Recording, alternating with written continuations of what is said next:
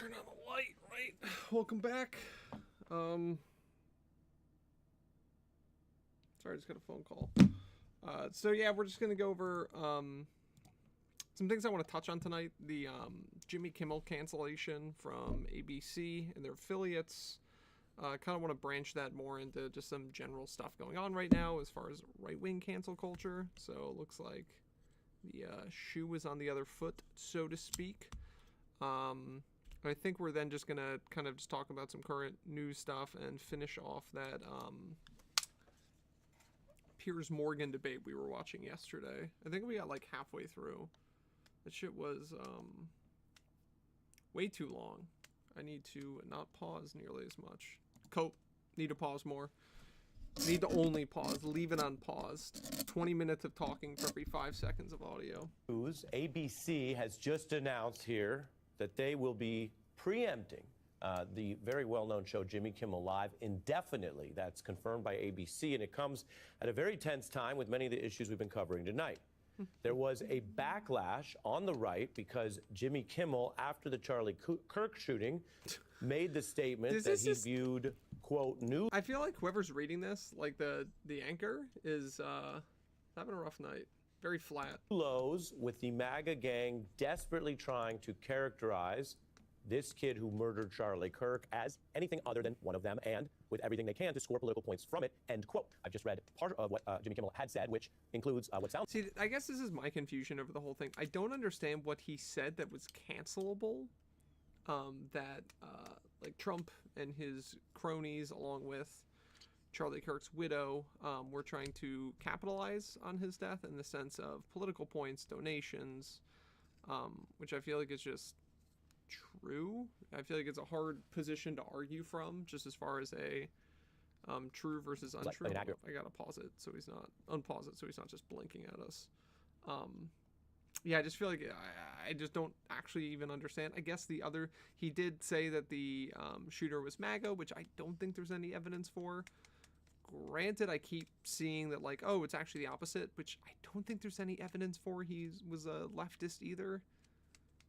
The FBI's made that claim, but in their indictment, I didn't read anything that explicitly said that he was left-leaning, I guess, other than is his support of gay and trans rights, which I guess is a political thing now. Yeah, so reference to the shooter. Maybe they'll get into it more, because I follow this DOJ and FBI veterans here with me. And I kind of want to start with saying this is a pretty big piece of news when you look at the backlash or punishment of speech, something we've been covering. Also, I would say in a news broadcast, if that were on ABC, you would be probably expected to issue corrections or deal with any material that, deliberately or not, over time became inaccurate, right? I don't actually have the exact date of that statement. I just wanted to let viewers know that. And the FCC leader under Donald Trump had also publicly called for this outcome. So there's been both public but specific government pressure. The fact that the FCC leader, like the chair of the FCC, is publicly making statements about canceling somebody for speech that he doesn't agree with is fucking wild to me. Like, can I get one example of that in Biden's 4 years of that happening? Like, I feel like the FCC should go after things that break like broadcasting laws, not basically speech he disagrees with. The one thing I've seen online that a lot of people are referring to is like Tucker Carlson's cancellation, and I just feel like that it's literally apples and oranges. One got canceled because he was proven to be maliciously lying about a subject, and we could see that through the Dominion lawsuit, through all the texts that came out of that. That Fox, its executives, some of the people in the background, along with Tucker Carlson, knew that the Dominion claims were bullshit. We're calling them crazy behind the scenes, but then on air, we're claiming the opposite. So I feel like that's like the malice there. The intentionality is completely different than somebody saying like, hey, this guy was like a MAGA supporter, considering I think that this came out the day before the indictment, right? So the indictment is where we got like all the texts from, which kind of showed which side. Before that, I feel like it was like a 50-50, whether he was like a Groyper or like a leftist. Turns out, I feel like he just was apolitical, but... Your reaction to this news? Well, maybe I'm completely missing something. Taking a pause because we will learn more about exactly what statements are and sort of how this came about. When I hear this, I divide it very much as you said. What has the government done versus what has a private actor like ABC done? So first, with respect to the government, it's exactly the conversation we were just having with Katie. The government needs to be really respectful of different viewpoints, even when you think that what is being said is inaccurate or deplorable or both. See, my only problem with this line here is that the government should. I just feel like that it's my problem right now with a lot of like democratic ideology is that they're still playing like there's a rule book. They're still playing like, oh, this is what should be happening. This is what could be happening. This is what like perfect world. And it's like, but we're not tangentially in that perfect world. There's a bunch of situations ongoing that are breaking those rules, like the norms and the rules. Like, for example, after January 6th, like the whole idea of Mitch McConnell, the reason that he didn't pursue charges and indict, or oh my God, and I think charge Donald Trump and expel him so he couldn't run again, is like, hey, we're gonna keep decorum. We're just gonna kind of do this because he's gonna fade into the background, and it's just like, no, like by not playing hardball, this is like what happens. What is it, like hard times make hard men and soft times make like soft men? I feel like that's the situation we're in. Like we haven't had somebody not play by the rules and continuously break the rules and the norms, and then we're to combat that, we're trying to play, oh, this shouldn't happen, the FCC chair shouldn't be political, but it's like, okay, but we now live in a reality where that is like, what is the plan, what is the question like that should be being asked right now, rather than just being like, perfect world. Because it obviously seems to me that Jimmy Kimmel was canceled for a speech that Trump did not agree with, and the FCC either pressured or the concept of that pressure caused a cancellation. What I mean by the concept of that pressure is that Disney and ABC and its affiliates all have a lot of pressure to make the current administration like them for any future mergers or any future deals. They need basically approval. So if they piss them off, that could affect them down the line in the long run, which I feel like is just bad. Not, and obviously that's always going to exist, but when it's so like on the face like this. And so that to me is the more problematic thing, where you want to know exactly what were they doing, because you really are not supposed to engage in sort of viewpoint discrimination. Now, a private actor is a very different story. The private actor is entitled to voice their opinions and what they have to say, but a company can also have certain restrictions on what they do. But again, news organizations, they both have to be accurate, they have to be fair. They, as you know, from time to time will issue retractions and corrections. They don't have to be accurate, and they don't have to be fair. You can just point to the Dominion lawsuit. There were no repercussions outside of a financial repercussion that stemmed from that lawsuit, right? So, like, they don't have to be fair. They don't have to be accurate. I think saying that is just kind of silly because, I mean, the argument against it, the steel man, would be you have to prove malice in those, but I feel like the Dominion lawsuit proved malice, and they ended up settling because of that for, what, $700 million?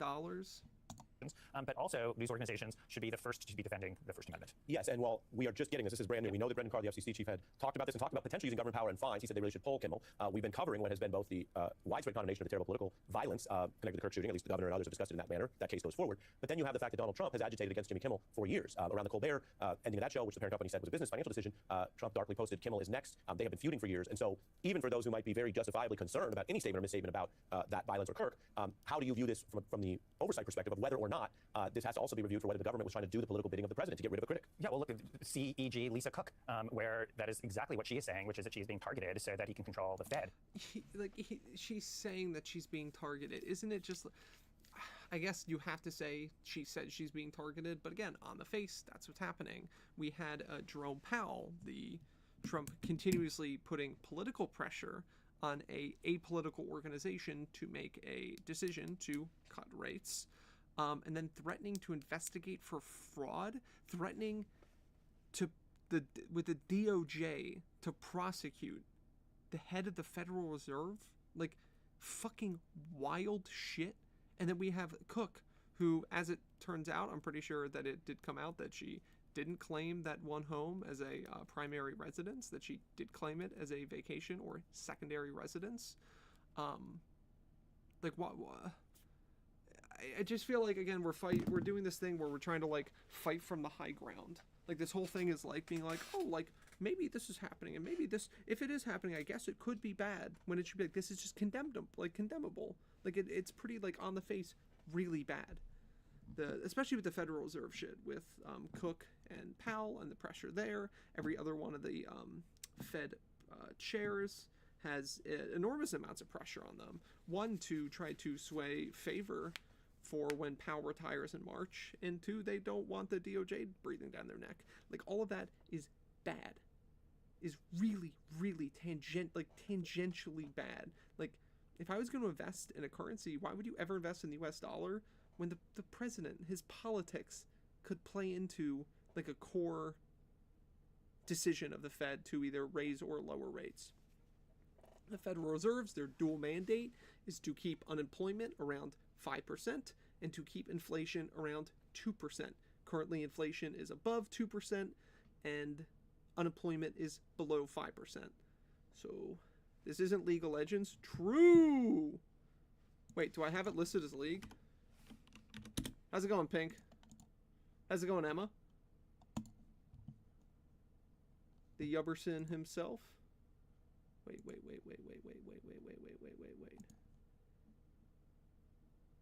Why am I in League? Wait, that's actually so fucking annoying.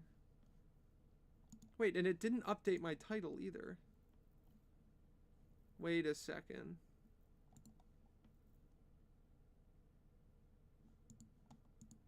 I'm trying this, like, restream shit to stream to both,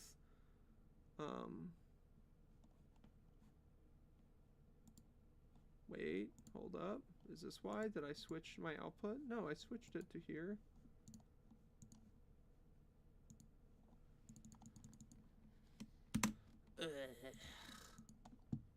That's super annoying. Stream information. Have you guys been, by the way? Are you still up in New York, Cub? I can call you Emma, too. I don't know, what one floats your boat better? Hold up. This is really annoying to me. I mean, reasons that, none of this will go anywhere. So it doesn't even look like I'm streaming on YouTube right now. What is Restream? Like, what the fuck is this shit?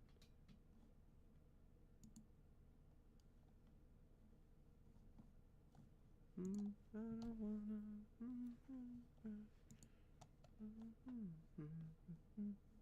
Doo-doo-boo. So it says that I'm streaming. Oh, but it didn't update the titles. That's why.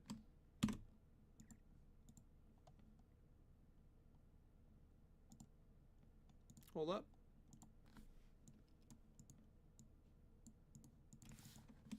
Hold up. We're almost done.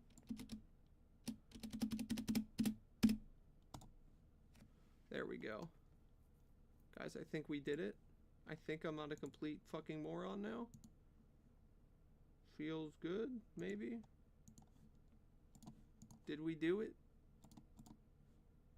Yub? Okay, perfect. Yubbersonian. Okay, yeah, I thought you were. DM me your address if you are interested in coming to the wedding, Yub. Remember, I was like texting you before. I don't know if I lost your number. I don't know if you're still interested. Wedding? Yeah, December 13th. Me and Kirsten are getting married. I want to come. You want in? DM me. Kirsten's gonna be so fucking mad. I have such a bad habit of just inviting people. Fuck it, YOLO.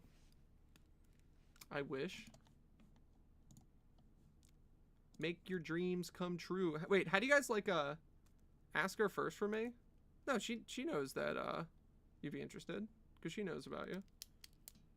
Because I remember when we drove up to Vermont to see my brother, I was like, fuck, I should have texted Yub. We could have come crashed at her place and harassed her. Dabbed on her ass. Like, ugh!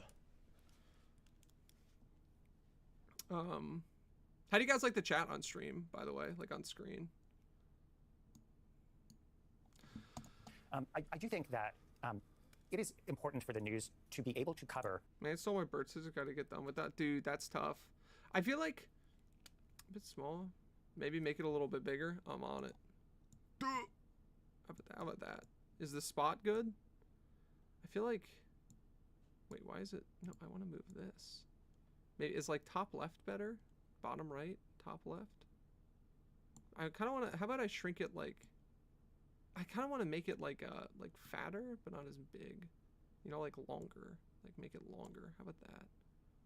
Like, make it longer, and I'll put it like this so people's shit gets fucked. Make chat smaller, text bigger. Okay, I can do that.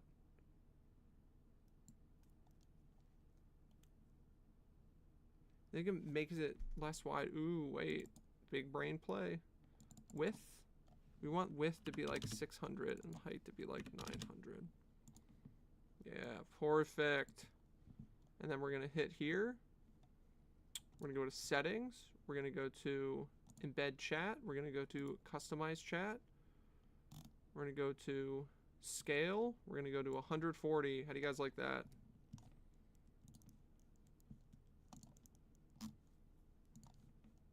I was like that shit. Perf, like it, love it, gotta have it. Whether somebody is just because now that I'm streaming on YouTube and Twitch, I want both people. Like if I'm talking to one chat, mostly I'll be talking to Twitch chat. It was interesting. So I don't know if anybody cares about like. So obviously I'm trying to get back into streaming again, trying to stream a little bit more, and I'm like, oh fuck it, like do it on both Twitch and YouTube because more likely I will be getting banned off of Twitch at some point.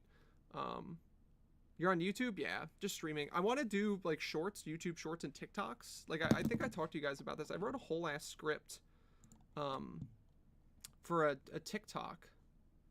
Do you like all these? These are all my D&D things. This is like my first TikTok video script, but it's really difficult to I think that is down in the description of my Twitch. I think has the information. If not, I'll add it after this stream. Did I ever finish the movie script? No. I got like 90% of the way there and I just didn't like it. I didn't like the direction it was going. It got too cheesy. Just stop, dude. Thank you. Appreciate that shit.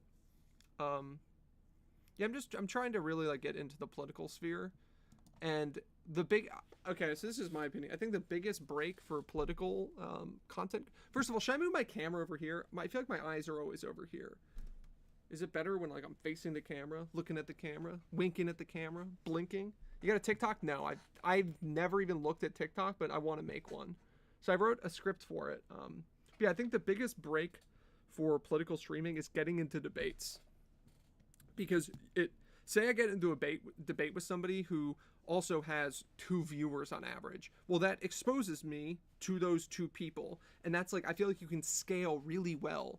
On top of like, it makes sure that your rhetoric is good. Not your rhetoric, but your facts are good. Because say you get into a debate with somebody and they just fucking steamroll you. That's a signal to me like, hey, I'm an idiot. I need to go back to the drawing board. I need to go read more articles. I need to get more firsthand information.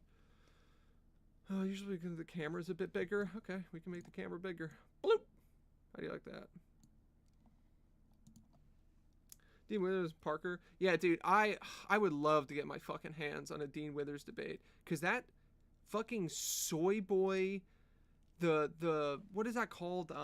When you just try to get like fucking attention by saying like the right, like moral grandstanding bullshit is just like absolutely sickening to me. And it's like, this is the problem of the left, of this exclusionary thing. It's just so frustrating. It's like the whole, who was it? Like the Unfuck America tour with like Z that she spoke over a woman of color. And it's just like, no, if somebody's being like a douchey racist, sure, call them out on it. But if somebody's just fucking like yelling at somebody and they happen to be a black woman, that doesn't make them a douchey racist. There's a million other factors that could play into that. And by even calling it that, it's kind of like being racist yourself. And I think it's really bad. What are your beliefs? On what? I would consider myself like center left on most things.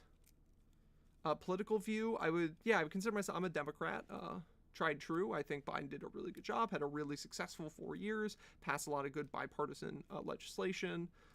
I'm a capitalist. I don't believe in socialism or communism, but I do believe in strong social safety nets. Like I do believe in that like people should get health care. I don't know about universal health care. I'm kind of torn. I go back and forth on that, whether I believe it should be like a blanket thing or not. I believe in equal rights to everybody. I'm super pro choice. I'm a religious. I'm trying to think. Trans rights. obviously. I feel like all like the basic ones where it's like I think everybody deserves to have a right to exist and a right to self-express themselves. Oh wait, is it not even showing? Yeah. Oh, it's going down. Oh, okay. But yeah, so I'm trying to think of other like key topics that I guess just whatever you're super interested in as far as like politics. I think right now what's going on with current American politics is absolutely fucking disgusting. I think it's it's un-American. I think by supporting Donald Trump, you are supporting a belief system that I think goes against like the spiritual and like moral side of America, like what America stands for. And I could go way more in depth on a lot of these things if anybody's interested. But yeah, super open to debate. If anybody ever has any says I think I said something stupid, hop in my Discord. There's a channel. I think it's like a debate waiting, and I'll just drag you up. I think that's super healthy to have those conversations. You got a Discord? Yeah.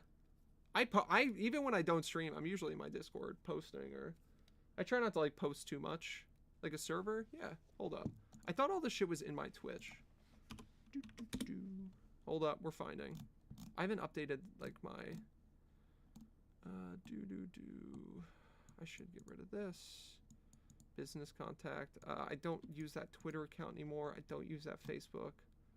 I'm not 20. I haven't updated this shit in years. Holy fuck. Edit panels.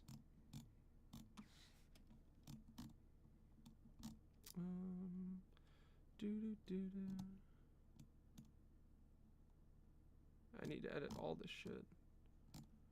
Remove. I'm just gonna remove the ones that are just like blanketly wrong. What's my Discord link? Hold up, I'm getting the Discord invite link.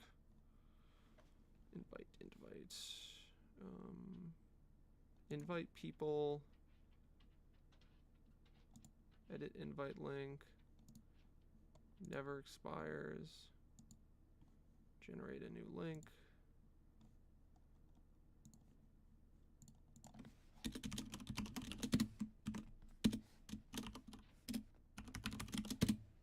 What's my YouTube channel? I don't know. Let's add Satoth.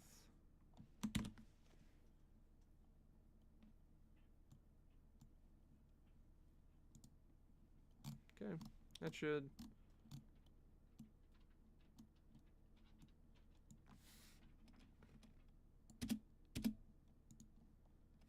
Gotta get rid of that.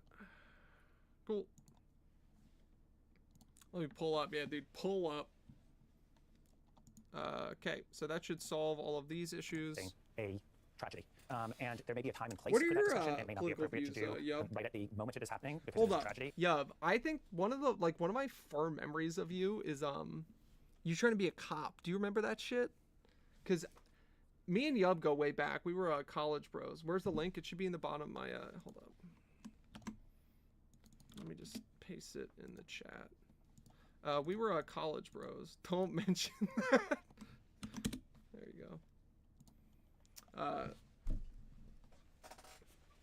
We used to just like FaceTime. Oh my god, we go all the way back to the fucking Zemfy days. Telling you, if I ever become a famous fucking streamer, that's the one question I want answers to. I don't even ever really want to make money off of this either. I just want to get, so my honestly, my end goal is to actually get into politics. I go to my local meetings. I don't really like the direction some things are going, and I'm interested in getting more involved. And I think that this is a really good way to reach out to people. Yeah, but the transmog virus and Satoth. Dude, true! I stopped streaming. I stopped streaming because I went to Australia to study abroad. Came back, started streaming again.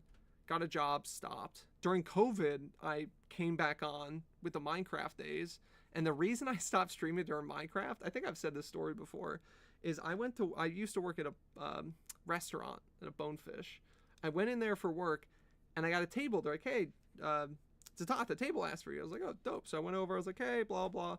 And it was like a mom and a dad and like a 13 or 14-year-old kid. And he's like, hi, Satoth. And I looked, and I was like, fuck. And it wasn't because they came. He was super fucking nice.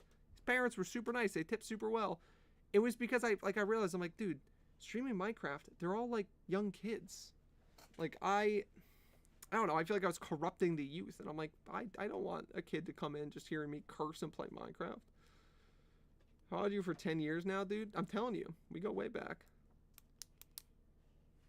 We go way back. And that it should maybe not be the first thing that you cover, but that is, if it is happening, that is something that does have to be covered. And so it really can't be that you are in the government calling on sanctions because you recognizing simply you. don't want to be criticized. I've been recognized twice, and I'm a small fucking. I've never, even at my heyday, I think my highest concurrent viewers was in the 60s or 70s, I think, which is fucking huge, enormous for me.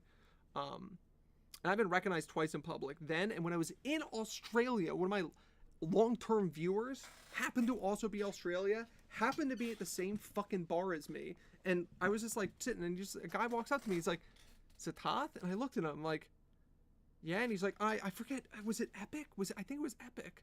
And he's like, yo, like, I'm Epic. I'm like, what the fuck? And he's like, I was just out here drinking with my boys. It was so funny. Dude, it was crazy. And then, like, he went back and I think we talked for like 20 or 30 minutes. Was it Epic? I don't think it was, the more I think about it. But yeah, I'm also super into Pokemon, if you can't tell. I spend all my money. I'm a hunt for you. I'm pretty huntable.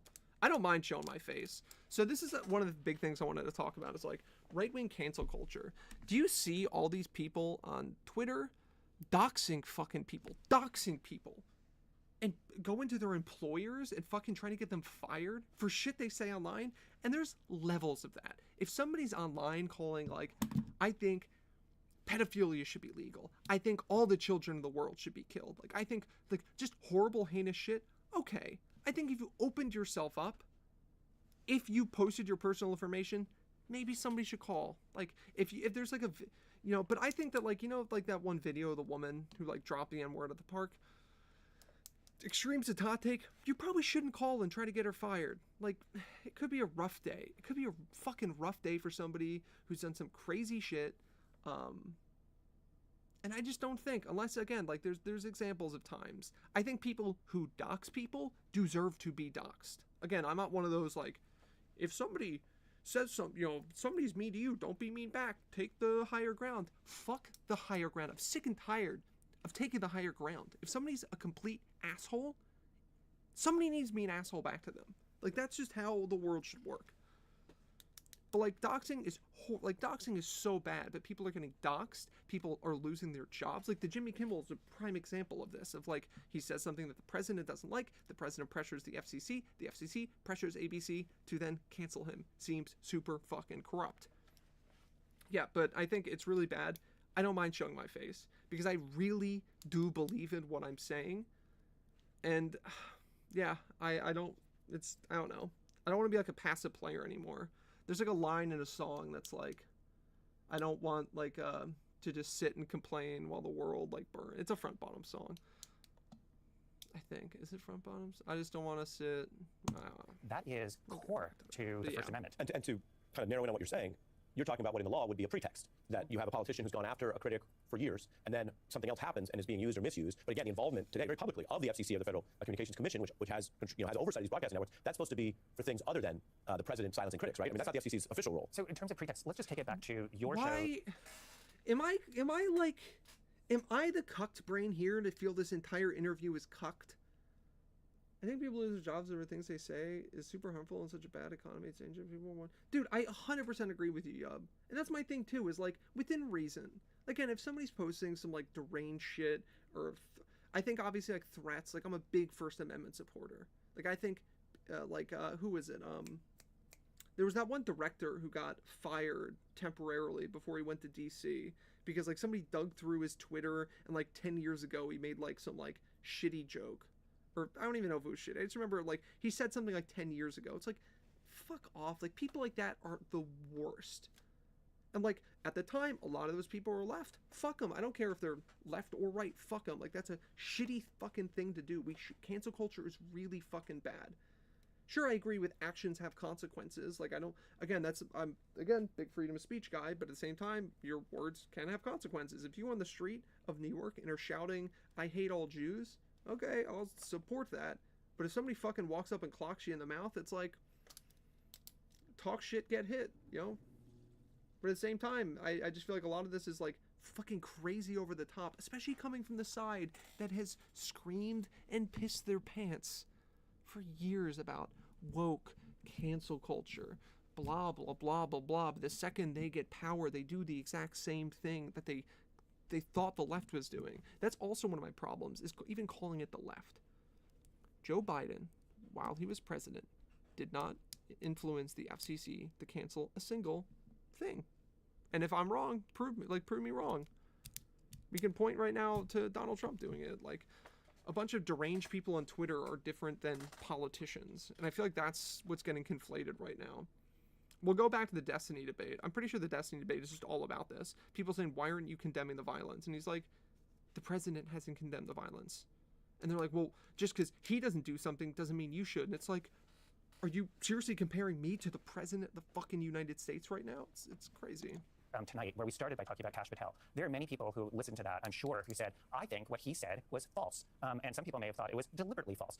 So where is the government outcry over that? And so when you're seeing this as outcry over person A, but not person B, and person B happens to be, you know, your ally, but person A is your enemy, this is not rocket science to know what is going on. And frankly, Donald Trump is very open about sort of weaponizing the levers of power. I'm curious, both in your role as a lawyer, but also as an intelligent person around these worlds, what you think that the early big pressures have been on influential figures in entertainment, in Colbert, even though they stipulated it was for a different reason, but Trump was very vocal against him, and what looks to be tonight about Kimmel. What does that tell us? So I'm going to tell you a very quick story. When Inciting violence isn't protected by First Amendment. It might be. I feel like inciting violence isn't protected by, wait, let's look. I could be wrong. I think there's like a level or extent, like if you're like you're not allowed to scream fire in a movie theater, right? Because that's like, I think that's like the inciting violence.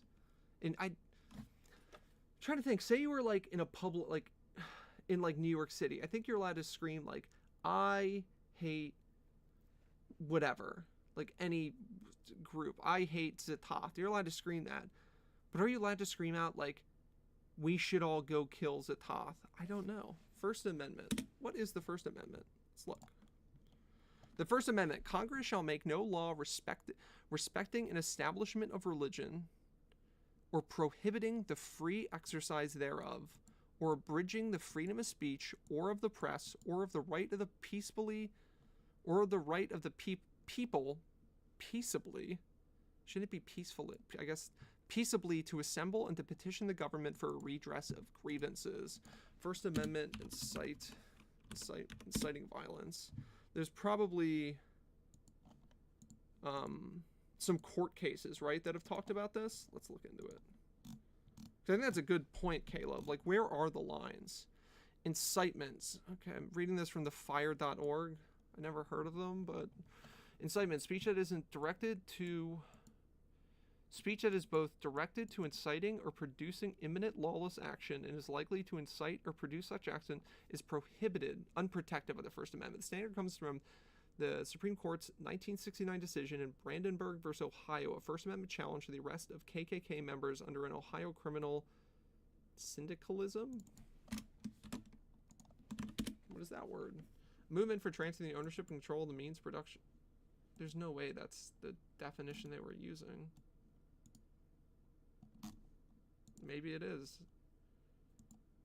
Okay, whatever. Syndicalism law. Journalists capture footage of the armed Klansmen using slurs against black and Jewish people. Klansmen say there might have to be some revengeance taken against government officials and announce a march on Congress on the 4th of July. Okay, so they basically are saying like, hey, fuck these people. We might have to, something might have to happen. The court struck down the Ohio law because the statute purports to punish mere advocacy and to forbid, on pain of criminal punishment, assembly with others merely to advocate the described type of action. The court struck down the Ohio law. So basically the court said, no, this law is bullshit. As with so they were saying that like something like this is protected. That's what I'm taking this as, right? That's saying there might have to be some revengeance taken. The standard comes, I think I misread this completely. The standard comes from the decision, a First Amendment challenge to the arrest. Journalists captured footage. The footage said that The court struck down the Ohio law because the statute purports to punish mere advocacy and to forbid, on pain of criminal punishment, assembly. Yes, okay, so I was correct. That they're basically saying, hey, they warrant trying to produce an imminent threat or action. As to true threats, intimidation, determining whether speech constitutes incitement requires careful consideration of contextual circumstances. Mere advocacy of law breaking or violence remains protected speech as long as it is intended to and likely to provoke immediate unlawful action. That's interesting. Brandenburg versus Ohio, yeah. You know what? Fuck it. Why are we not just reading the actual case? Can I just have the court case? Brandenburg v. Ohio case. I don't want a summary. I think it's like I'm not like a legal. I have been reading more legal cases. I feel like I spend 80% of the time reading legal cases, just looking up what words mean. Okay, Appellate, a Ku Klux Klan leader, was convicted under the Ohio criminal syndicalism statute for advocating the duty, necessity, or propriety of crime, sabotage, violence, or unlawful methods of terrorism as a means of accomplishing industrial or political reform. Okay, so the definition of syndicalism was correct. Go back to that page and scroll down. This one? Oh, okay. No, you're right. Well, we might deep dive into this a little more. In Virginia v. Black, the Supreme Court defined true threats as those statements where the speaker means to communicate a serious expression of an intent to commit an act of unlawful violence to a particular group. Okay, but like, see, this to me makes sense. It's like, yeah, like those statements where the speaker means to a serious expression. Like, I feel like if you're like joking around with your friends, like, I'm gonna kill you, it's like that's different than like walking up to somebody on the street and being like, no, like I have a knife in my pocket, I'm about to stab you and murder you. Importantly, the speaker does not need to actually intend to engage in violence for the government to punish. I think this is an important distinction too. That your defense can't be I'm joking. You can't pull the it was just a prank pro defense.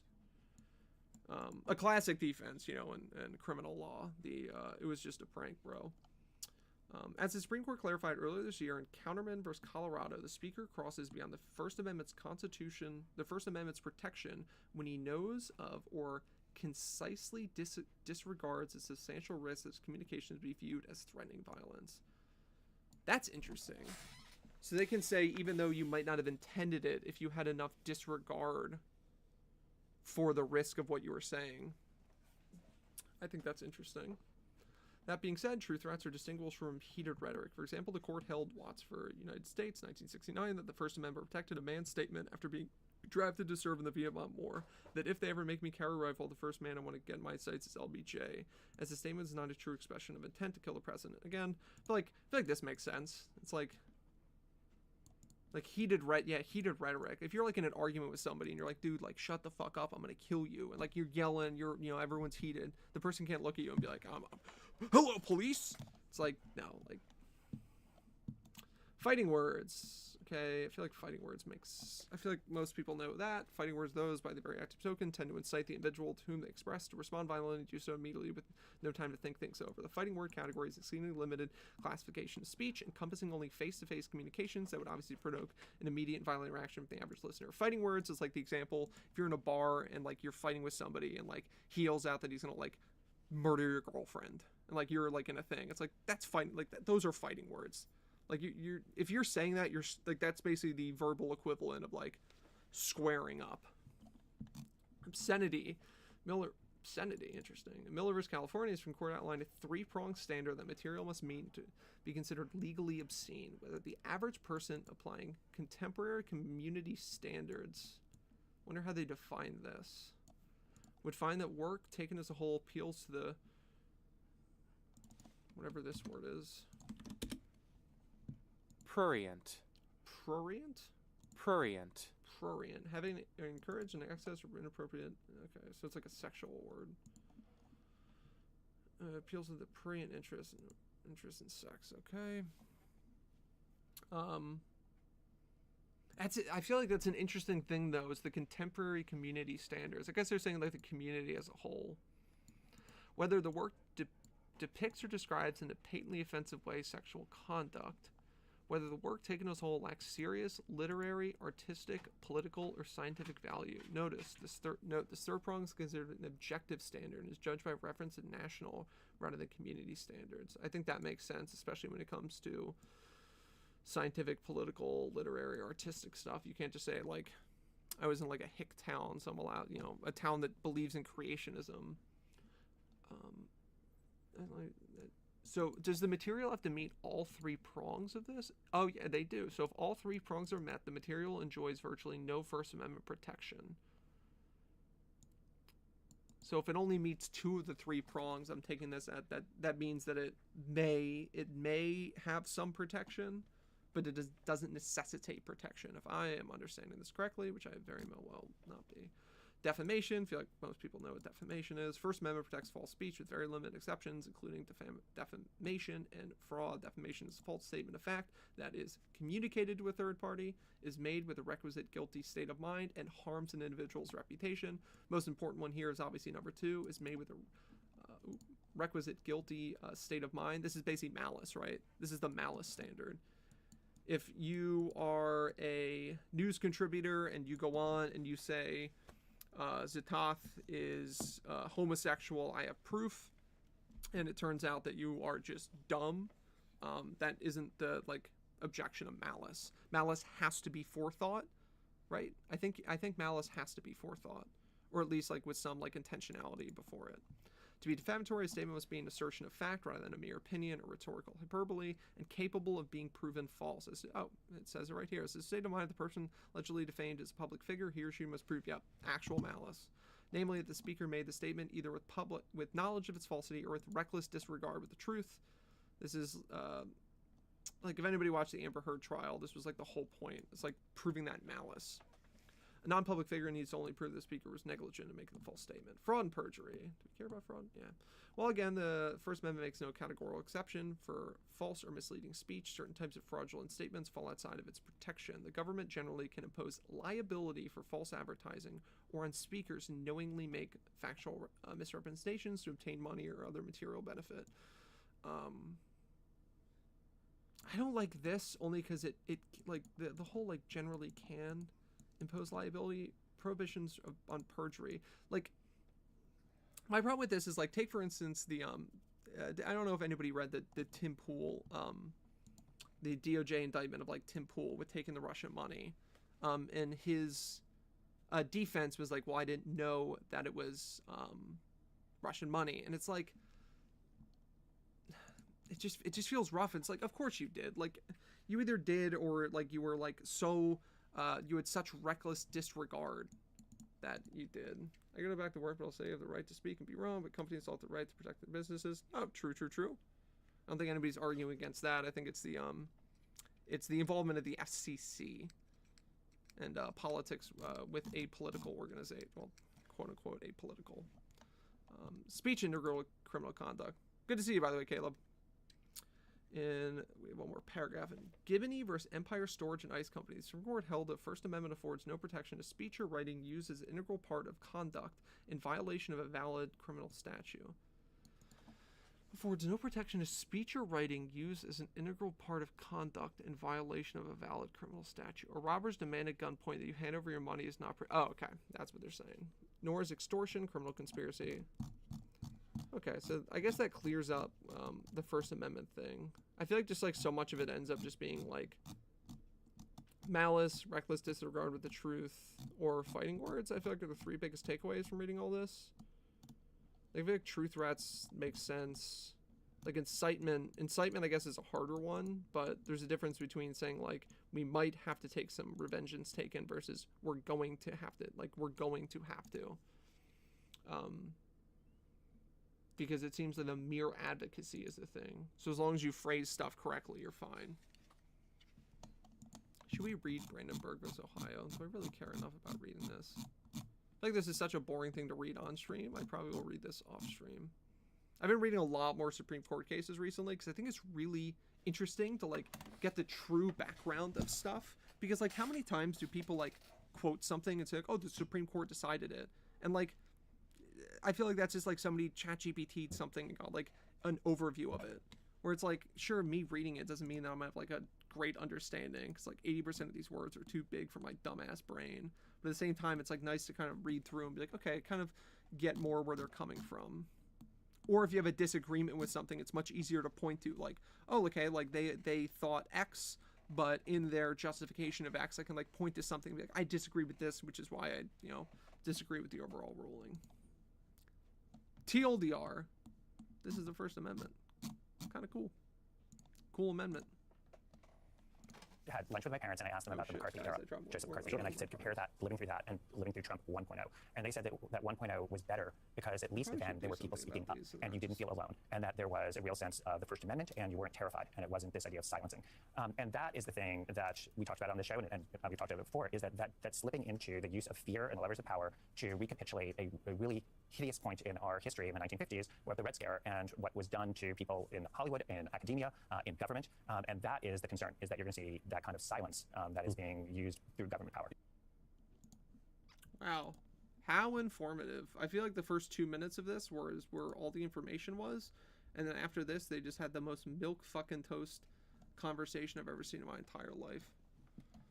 Let's finish up the Destiny debate. So we were about halfway through that yesterday. I doubt that there's going to be anything else kind of talked about that is kind of different. It felt like it kind of reached a standstill of people just like agreeing with each other. But I also think it's interesting. What are my thoughts on Destiny? I generally support him. I feel like some of his takes are a little bit like aggressive, or like, what's the word? Like poking the bear, you know? It's kind of like a hornet's nest. Sometimes I feel like he just rattles the hornet's nest because he kind of likes the blood sport, which I vibe with, but I understand it's not everybody's cup of tea. But especially now, I think like as far as like optics, it's like optics don't fucking matter in like the current age. Like who gives a fuck about optics in the state that everything is in right now? I am a known Twitch politics hater. I think most politics on Twitch are absolute dog piss. Between Asmin, just kind of like, just literally just being a mouthpiece, and I don't think he's read a single thing. All the way over to Hassan, who's just literally openly supports terrorist groups, and just has like the most reductive, boring takes on everything. I understand it's like easy to, like, if somebody asks you a question, to give like a 2-word answer, but I think reductivity is just bad, right? I think that just, if somebody is always reductive about things, it's because they don't have like a clear factual understanding of something, right? Like say you ask somebody about an event, like an event 9/11. Everybody knows, like, you know, kind of not everything that happened, but like generally the gist of it. But if somebody's like, oh, I really know about this event, but then they just stick to like general overview facts, it's like, do you actually know? I watched like a super interesting 45-minute like YouTube video on a lot of the phone calls that happened on that one plane that grounded itself in PA. It's fucking wild. Like, yeah, I don't know. Just I don't like reductivity, TLDR, which is why I spend a lot of time, like, especially when people quote stuff or reference things, I always try to read like the underlying material for it, and then I hate it because then nobody knows the fucking underlying. Have you ever like talked to somebody about a topic that like you've read into, and then they say something and you're just like seething and coping and molding about some shit that they said, and then like you bring up, you're like, okay, like actually you're wrong, and like I can like provide like X, Y, and Z, and then they just look at you and they're like, no, I don't believe any of that. You're just like, ugh. Like my two of my, again, really close friends are conspiracy theorists. Like everything's a conspiracy. Like they'll talk about JFK, and like I used to be a big like JFK conspiracy guy, but like the more like I read the initial report, there's just like a lot of stuff that I'm like, man, like there's just like it's kind of like holes, right? We're opening paint. It's that time of the stream. Say you have a story, right? It's like this, this,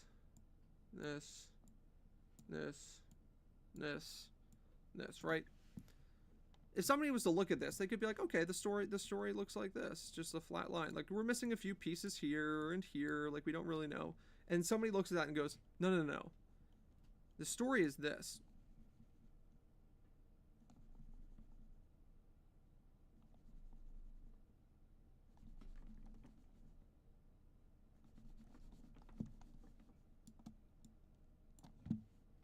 I feel like the natural response is to be like, how the fuck did you reach this conclusion? Like, what is happening in this line? Like, no, like, doesn't the first one make sense? They're like, well, no, you have a hole right here. Like, how do you know that this happened like this? And it's like, okay, like, we don't. Like, that's a question still, like, that we don't have information on. We probably, a lot of times in any story, there's going to be places that it's like, you can't 100% know what happened, you know? But, like, you can establish, like, criminal intent, for example. Like, you can establish that for, think about, like, a first-degree murder. Somebody can be tried and convicted of first-degree murder, even though he never said on tape, like, I plan on doing this, I have full intent, because you can kind of, like, deduce by, like, okay, like, his action A, we have action A, B, and D. We can kind of deduce action C by, like, the rest of the events, right? This is what I feel like with a lot of conspiracies that I hear. It's like, okay, there are holes right here, we don't really know, but just because we don't know what exactly fits in this hole, it doesn't mean that the story just like fucking 180s and like squiggles and wiggles and like goes crazy. Now, if a story is like this and then this, it's like, okay, I could much more see something being like wild. If you only have like A and Q in the story, it's like, okay, there's a lot of gaps to fill in. If you have the whole alphabet in like 4 or 5 letters, I think it's a much tougher time for me. And a lot of times when people say, oh no, like, we don't know these things for sure, it's like, oh, okay, but we do. Like, they're in police reports, they're in official reports. And then that deep dives more into the classic conspiracy of you have this, right? And they say, well, this piece right here, we don't know for fact. So what you actually have is this. And this piece right here, yeah, we don't know that either. And by the end of the discussion, you only have this and this. And you're like, okay, like, why do you think this? Well, because the cops say it. Like, how do we know they weren't lying? It's like, okay, so now there's like this way deeper conspiracy of the cops. Like, do we have evidence of like that happening? It's like, well, no, but like, they lied in this one time, especially the CIA. It's like, well, the CIA did like fuck shit in the past. And it's like, okay, like that, you might be able to try to establish a pattern, but like, that doesn't mean that every single time they say something that like the exact opposite happened. You see that with like mouthpieces like Candace Owens, that every single thing that happens in the world is the Jews' fault, is Israel, is the Mossad. She gets like a story that's like this, and she's like, holy shit, the Jews, they're all over here. Do you guys not see them? And it's just like, it's just so, like, it's not even like crazy entertaining. Like, you know, like how somebody like has like a crazy thing, you're like, oh, that's a cool, like, entertaining. It's just like fucking boring. It's like, yup. Behind every conspiracy, I was talking to my fiance Kirsten about this. So, like, behind most conspiracy theories, it just is like anti-Semitism. It's like a door. It's like, what's behind door number 1? It's Israel. It's the Jews. They're sneaking around back there. It's like Kanye West. That one clip of Kanye. Hold up. This fucking clip, I die every time I see it. And this is how I feel sometimes.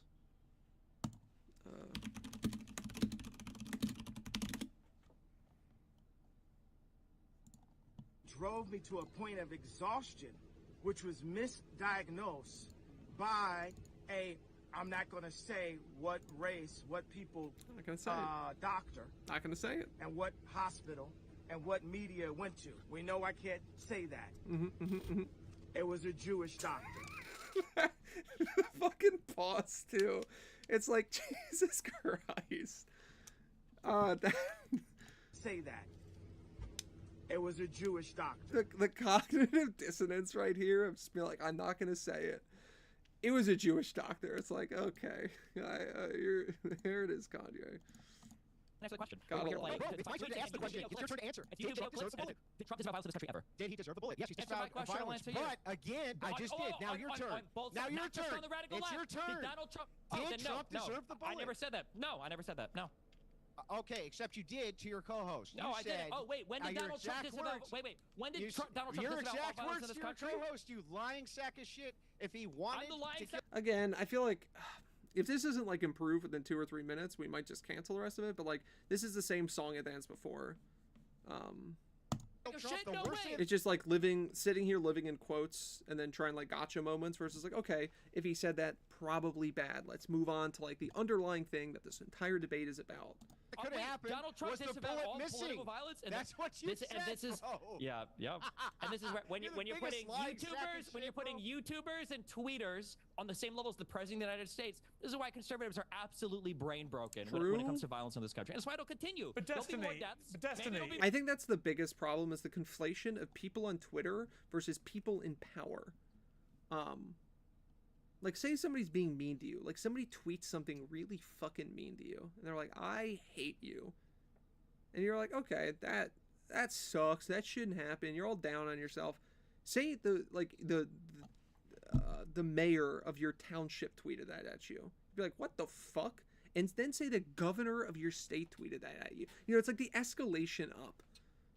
It's wild, the conflation of saying that just a YouTuber or somebody posting on Twitter has the same power or leverage or influence as the president, the VP, a member of Congress.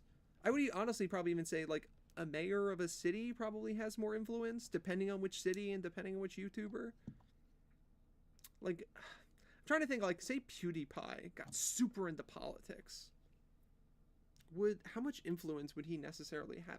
Honestly, he probably would have more influence than a member of Congress or Senate, depending on which ones. Like the Johnson would have more. Would he? Probably, yeah, he 100% would. But like some of the Congress people that nobody knows about, yeah, probably PewDiePie would have more influence. So maybe it's a scale, like there's a sliding scale. One of them is set at 100 though. Destiny. Well, I do agree you want it to continue. You guys are Destiny. all going to turn around and be like, I can't believe it. What's Destiny. going on? What's happening here? Okay, Yeah. Destiny, if you care so much about political violence in America, why don't you lead the way yourself without can't- Oh my god, it's the most cucked position. mentioning Is Is anybody this else? actually 30 minutes of the exact same debate over and over again?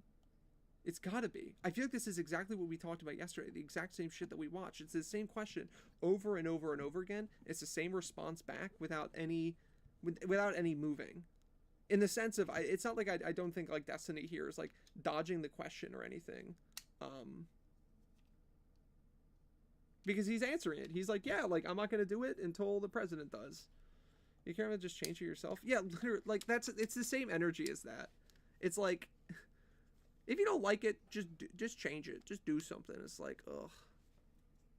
There's like a million. Again, it's the dumbing it down. It's like taking everything and just like making it like a simple. What is it? What's that called? Like making a complex problem have a simple solution. Why don't Because you? one side- Why, Is this the same clip? It's not the clip. We got like 18 minutes or 16 minutes in yesterday, so we're just finishing it. How's it going, by the way, Hoss? Oh, I definitely forgot to send you the Tux information. Clip it and ship it. What if I clip it and then I green screen myself into the clip? It's just give your resume to. No, it's not give your resume to the managers. Just show up and pretend that you work there. And if you work there long enough, they'll have to start paying you. What would like, I worked at a Dairy Queen. What would a Dairy Queen do if somebody just showed up in full attire, just walked behind the counter and just started taking people's orders? Be like, no, like I'm doing the job that I dream of. I'm trying to dream it into existence. Free labor. I don't even like. I was a manager. I don't even. If somebody did that, I'd probably be like, Jesus. It's like the equivalent of T-posing on somebody. You can't fucking stop that kind of power.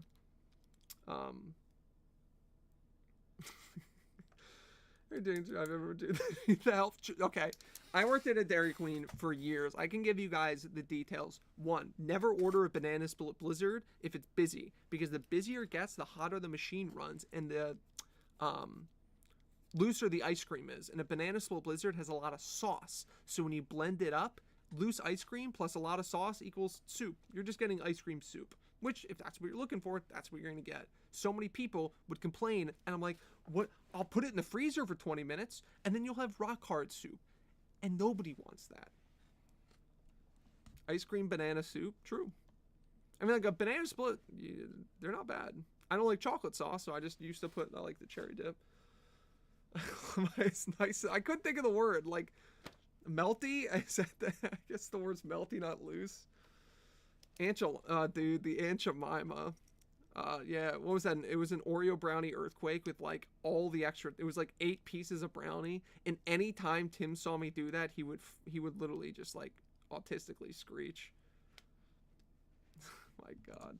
Why don't you, Destiny, right now, just outright condemn the murder of Charlie Kirk? Okay, again, don't, please. All I want is just to standing up, be like, no, go fuck yourself. I'm not gonna do it because, and it's not like a stance of like, I'm not gonna do it because I don't believe it. There's no point other than virtue signaling. If he does this right now, it's just virtue signaling. Anyone that you see online who is like, I'm gonna say, whatever happened, I don't believe in political violence. Like, cool, great virtue signal. Like, that's not gonna actually like move the needle. It's not gonna actually have like consequential effects. Like, I just hate virtue signaling. I feel like the virtue signaling is the same shit with like give your resume to the manager. Because we've been doing that for a decade. One side can't turn down the temperature. You can't do it. Side can't turn down the temperature. If Donald Trump can't, then the left shouldn't until he does. Got it. True. Okay, you don't want to do it. Need accountability for their actions. They need some responsibility. I won't be radical. Yeah, literally, like that is like actually what people like. What I don't think any of them actually think this. I think most of them are grifters. Is Piers Morgan, I wouldn't even say is a grifter as much as like this is literally what the show is. He just tries to get people to yell at each other. Anna Kasparian is a grifter. Jack Vasovic is just a Russian plant. I literally feel like I'm name blind to this guy. But I feel like he grifts. Grifts is, I don't even know if he grifts in the sense of just every time I ever hear him talk, it's just like living in quotes or just like rhetorical black holes where the argument's just over and it's just like cool. For the insanity. He had it coming. Even though you've taken on your... See, that's exactly what he's saying. 100%. Let me bring in Jack Posobiec. We absolutely All right, that's enough, Destiny. I'll bring in Jack Posobiec. Yeah, Jack. okay. Nice, both sides it. Jack. Yeah. What is your response to this? I like how this guy gets... Hold up. Destiny. I'll bring in Jack Posobiec. Yeah, Jack. okay. Nice, both sides it. Jack. He just gets called on as blankly staring ahead. Yeah. Just hits him What on is the your response? Yeah. That's like when you're sitting in class and like people are yelling and the teacher calls on you and you just blankly stare and you're like, fuck, I have been zoned out for 10 minutes. And then you like kind of like say something and start to ramble until like you kind of like get the gist of what was actually being talked about. I mean, Piers, he's actually this stun-locked. is exactly what I'm talking about. You know, this type of ideology where... Yep. Okay, I can guarantee this guy's zoned out. Now he's talking about ideology. You've got someone who's willing to mock Erica, who's been standing strong for her family, for her children. For Russia. She will never be able to grow old with Charlie. She will never be able to... This is virtue signaling. Be with them again, have more children, to have grandchildren, to have those memories, to raise them. Do you think he's in a Girl Scout troop and he's trying to get the I virtue signaled for 20 minutes nonstop badge? Like he probably got his like, you know, selling enough cookies badge and helping old ladies across the street badge and deep throating Putin as much as humanly possible badge and selling out your country badge. So maybe he's going for that one. He's trying to get a sash filled. Celebrating alligator. Yeah, literally think about the alligators family. It's all gone. Every single moment of that feud. Also, every time I say there are only alligators in Florida, Kirsten says there crocodiles in Florida. Oh, fuck me. She's right. She always tells me that there are crocodiles in Florida, and I always say that she's wrong. But apparently there is the American crocodile, which is a native species found primarily in the brackish and saltwater habitats of South Florida, including the Keys and the Everglades. Huh. I always thought crocodiles were it was like a hemisphere thing. Sure, that they had Kirsten's right. was gone because Nobody ever tell her. someone fired a Nobody bullet at ever Charlie tell her that Kirk she's right. that said, "Hey, fascist, catch." And And now you That's have not people what the bullet celebrating said. it. And when you ask people That's about not even it, the they bullet say, that was Yeah. fired. oh, How are you lying oh, about this? Shut even? up, Destiny. Holy Shut up. shit! You're so Shut shameless, up. dude. Oh my god! You're not even inside the right bullet. You're such a disgusting Here's- piece of shit. Holy. What a Here's- pedantic. What a pedantic Are point. we- What a pedantic point. That's just, first of all, factual matter of the case, which is easily looked up, and two, kind of agree. We can go to do Pedantic. this. These guys are professional It's total liars. pedantry. It's It's Epic total and based. pedantry. Total Literally, Okay. yeah, shut up. Stop yelling at me. I don't like that. Let's look it up.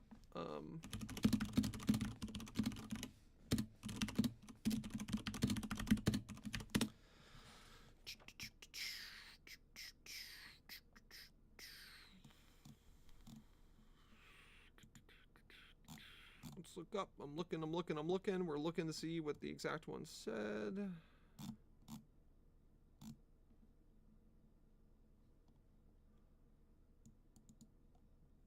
Yeah, I guess none of let's read the indictment. This is the unfired bullet casings. Yeah, so those are all the unfired bullet casings.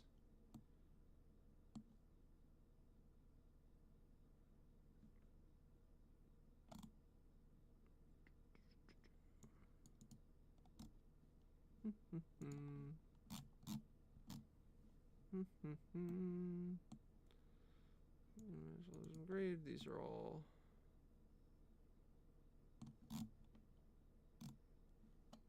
What about the one that specifically?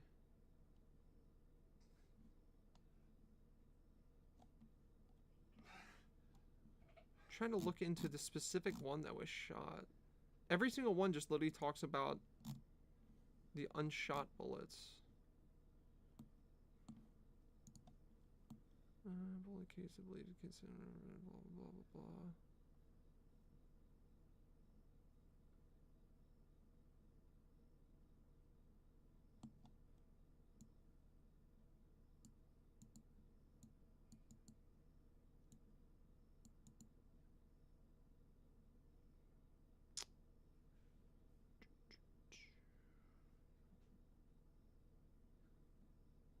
Well, the bullet that struck and killed Kirk allegedly had a phrase of a very common meme written on it. It is part of a subculture called furries.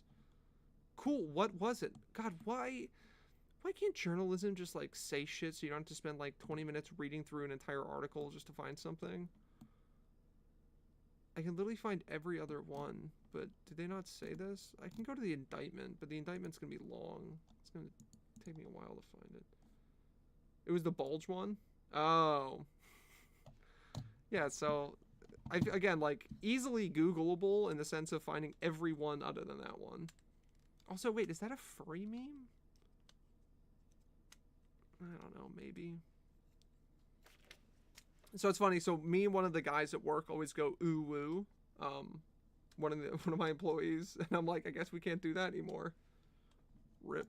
I would like to let Jack finish his point, please. What was his point? And they'll claim there's no leftist connection. They'll claim there's no Don't think there has been go one so far found. as to lie and say there's some kind of Christian conservative connection. I mean, there is a you can connection see the there, writing but on I the don't bullet think we casings. found And so leadings. you know, these are very common symbols associated. Whatever. The point is. What do you mean, right, whatever? It should be very, very clear. Are we connected with our humanity or are we not? And that's also like the classic, just be like, no, like, we're trying to be humans, and it's just like, yep. Is that what you guys think in Mother Russia? some people are willing to do that. Anna's been willing to do that. We've done shows together. They've been fine. They've been good. We've jousted. We've done the back and forth. Dustin and I in the past have had shows together where before you kind of took this turn, and you think there are people who can just be willing to stand up for humanity. You know, Jack, it reminds me a bit of the the standing up for humanity only when it suits you feels great. Love it. Literally stand up for humanity, but only the humanity that I define as humanity. Only when I kind of want to. Because, I mean, sometimes my legs get tired, so I can't stand up all of the time. Sometimes I gotta sit. Sometimes I gotta lay. Sometimes I'm sleepy. I wish that he came out and just was like, I stand up for humanity, but sometimes I'm just so tired. I need to take a nap. Sometimes the game's on the TV, and I want to sit down to watch it. Have gone on very different circumstances, but the Israel-Hamas war, the reason I asked everybody always comes back to Palestinian Israel, side for months Palestine. after the war started, do you condemn what Hamas did, is I think it was very enlightening as to the humanity of the person by how they responded. Don't think that is if their about immediate humanity, response it's was, about of course I political do. The mass murder of civilians on October the 7th was a horrendous and I guess intellectual atrocity. dishonesty. Then we can move on to an intellectually honest debate. If they refuse to condemn what Hamas did, it's a completely different debate. And similarly, right now, I feel if you can't condemn a lot of what the IDF are doing, frankly, it's my opinion. Why do I think Kirk died? I think that is like an insanely multifaceted question. I think political rhetoric in the United States has been turned up over the past 10 years, up and up and up and up. I think mass shooters have gotten an insane amount of attention drawn to them. Just look at almost like every single, like we've gotten to the point now as a country that like, you know, a school gets shot up and it's in the news for like a day. Unalived. I never understood the whole like unalived versus like died versus, I guess it's for like monetization, but I think that's cringe. Like it's in the news for like a day or two, which I guess maybe that goes against like, but like, we kind of not glorify, but we like we hype up. It's like, why do we get the motives? And we read through, and it kind of like perpetrates that like if you need to get a point across, you need to commit something. So I think that like I'm not like anti-gun, in the sense of like I think all guns should be taken away, and even in this case, it was a rifle that was used. What made him pull the trigger? God. I would say it's probably two. One would be Charlie Kirk's rhetoric. It seems to me, which could be wrong, from the initial the indictment that came out against him, it seemed like he shot Kirk. Again, from the information from the indictment, this could change as more information comes out, was because of Kirk's rhetoric toward trans and gay people, as it seemed. I guess it did get confirmed in the indictment that his roommate is trans. I think they did in the indictment claim that it, like they were dating, but I don't know how strong of a motive that is and what actually played into it. That's propaganda, I think. Maybe that's my thing with it, is like it's kind of hard to know the exact details of the specific one, because it's like that's judging by the indictment, that would be my assumption. I don't think we have any other like clear political leaning from the shooter other than that. Like I think the mom said that he was left, but that's meaningless just because you're like somebody, like some people could, like I could call people more left than me, you know, which would make them fairly extreme, or somebody left of somebody who's extreme right could just be like a neocon or like a moderate. Hearing he's a groyper, I heard that a lot, like spreading around, but I haven't seen anything like, honestly, he's pretty apolitical. Like if you read the Discord messages that have been leaked so far, like he kind of just seems like a normie. The texts to his girlfriend are just fucking weird, or to his roommate are just fucking weird that were released. Like it laid out, let me pull them up. Indictment. Where's the indictment? I want the, oh cool, like, DOJ. It's probably what on the, it's not on the, would it be the DOJ's website, or would it be the, PDF? It would be the PDF. Yeah, it's in Utah. So here's the indictment. Where are the texts?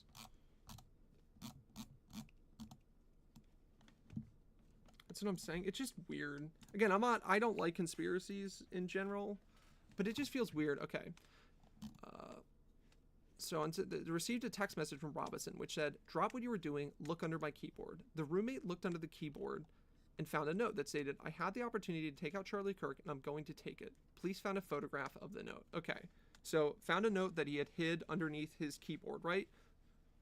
Weird that he would hide it, and then like as he got quote unquote away, would like then text his roommate to be like, "Hey, go find this note that I hid." Okay, but I guess that could happen. But maybe he was a weird guy.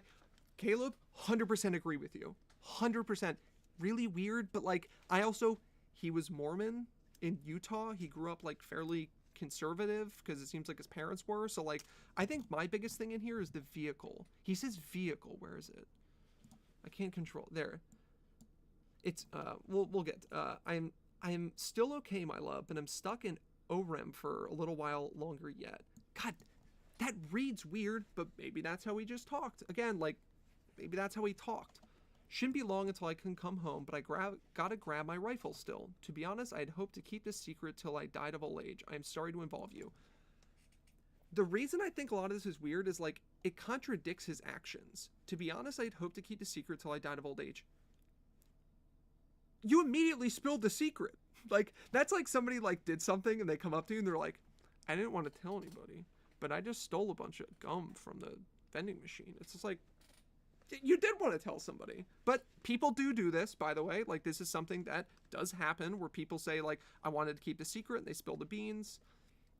I'm gonna get this rifle. I wouldn't have left the evidence except the note under his keyboard, all the text. It's this. Yeah, like he would also should know that text, you can't just like delete texts. You weren't the one who did it right with a bunch of question marks. This reads like somebody texting. Like if you're texting, like I spam stuff. I am, comma, I with the correct capitalization. I'm sorry. That's weird. Why? I feel like a lot of people don't text like that, but again, that could just be weird. I thought they grabbed the person. No, comma, they grabbed some crazy old dude that interrogated someone in similar clothing. I planned to grab my rifle from the drop point shortly after. Most of that side of town got locked down. It's quiet, almost enough to get out, but there's one vehicle lingering. Just the word vehicle, I feel like you'd say car. Why? Why did I do it? Yeah, I had enough of his H. And isn't this like so convenient that he lines out like, hey, I did it. Here's evidence I did it. Here's information that probably most people would know about the case, and I know it. Here's my exact motive of why I did it. Like, you know, we'll just lay out step by step. I agree. But again, this is a guy who like assassinated somebody, so he's probably not in his right mind. I think that can explain it. Wasn't the note burned? The FBI still knows what it said. There was a picture of the note taken. And you can, to be fair to the FBI, I know that like you can like charcoal draw, like burn to see kind of what was written. Like it's kind of crazy. I know people, this is the context, people don't act the same if they snatch to someone in front of thousands. I agree with that. It just feels weird. But I'm not like I don't know what to think if there's a conspiracy. I'll see what happens in the trial, right? Like this is just the indictment. We'll see what other information comes out. It does seem like they have him pretty dead to rights because I think they have his DNA on the towel and the screwdriver which he left. It feels weird, but I agree that sometimes shit just, this is like what I was talking about with the JFK assassination. Sometimes shit just sometimes shit's just weird. I'll see Yub. Thanks for stopping by. But I think, like, why did he do it? Like, I think he spells it out here. Enough of his hatred. Some can't be gauged out. I'm grabbing what I've seen. I've left no evidence. Like, it seemed like the trans and gay rhetoric that Charlie Kirk was espousing really fucking didn't sit well with this guy. And the political rhetoric in the entire United States has been up, up, up. Political violence has been increasing, with the sitting president increasing that over and over and over. So he probably didn't feel like it was okay, but he probably felt like, hey, not that I don't think assassinations are ever normalized, but so I think that like, why did he do it? It's probably a lot to do with this. I don't know if he has a history of mental illness, but like, or what was going on. I don't think any sane person ever assassinates somebody. It's just, I mean, it'll be really interesting to see what happens with the trial. Like, I wonder if he's going to plead not guilty or try to plead something down. It looks like the state's going after him for, they want the death penalty, I think, is what I've read. I could be wrong, but it looks like they're trying to go for the death penalty. So why would you ever plead guilty in that case? I do know that some of the stuff that the FBI handled felt a little bit weird with the way the FBI handled some information, such as Kash Patel, director of the FBI, tweeting out like the "we got him" tweet when it wasn't actually the person. I'm not a lawyer, but I would assume that stuff kind of could play into maybe this wasn't him. because, oh, look, they thought they had somebody before. We've established that, like, fact and some of the other handlings of the case.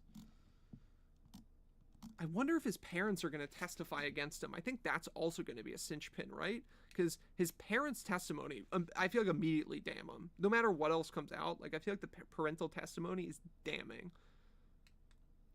If the charge is killed because of the rhetoric, then they have to settle with the implication this guy is left-leaning. I don't necessarily think so, Caleb.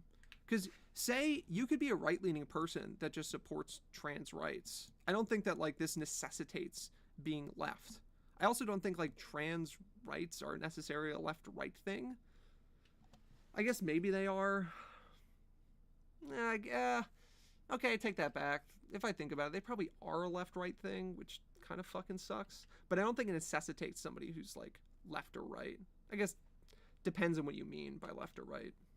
Because you could be a right-leaning, like a neocon, like a right-leaning guy who's just like, I support small government, I'm not MAGA, I don't like Donald Trump, but I'm still like a traditional conservative who, you know, what is it called? Like socially liberal, fiscally a conservative.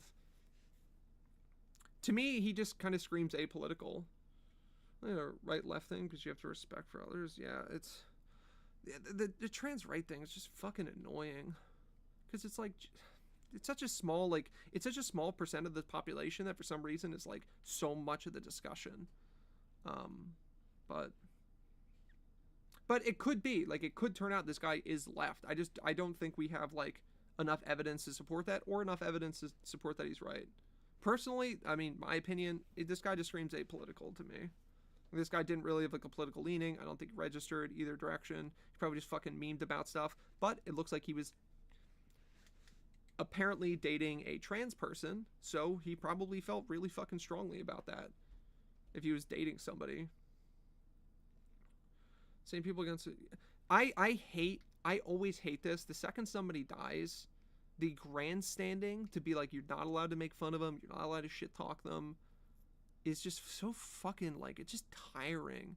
It's like Paul Pelosi gets attacked and every single right-leaning person was making a joke about it, which is fucking fine. But, like, the same shit happens to, you know, the Democrat, oh my god, what is her name, in Minnesota, who got assassinated. Nobody gave a shit about that. My governor gets firebombed and gets attacked, which looked like that was an apolitical attack. But, like, yeah, it's Hortman, yeah. Did her husband live? Because her husband got shot too.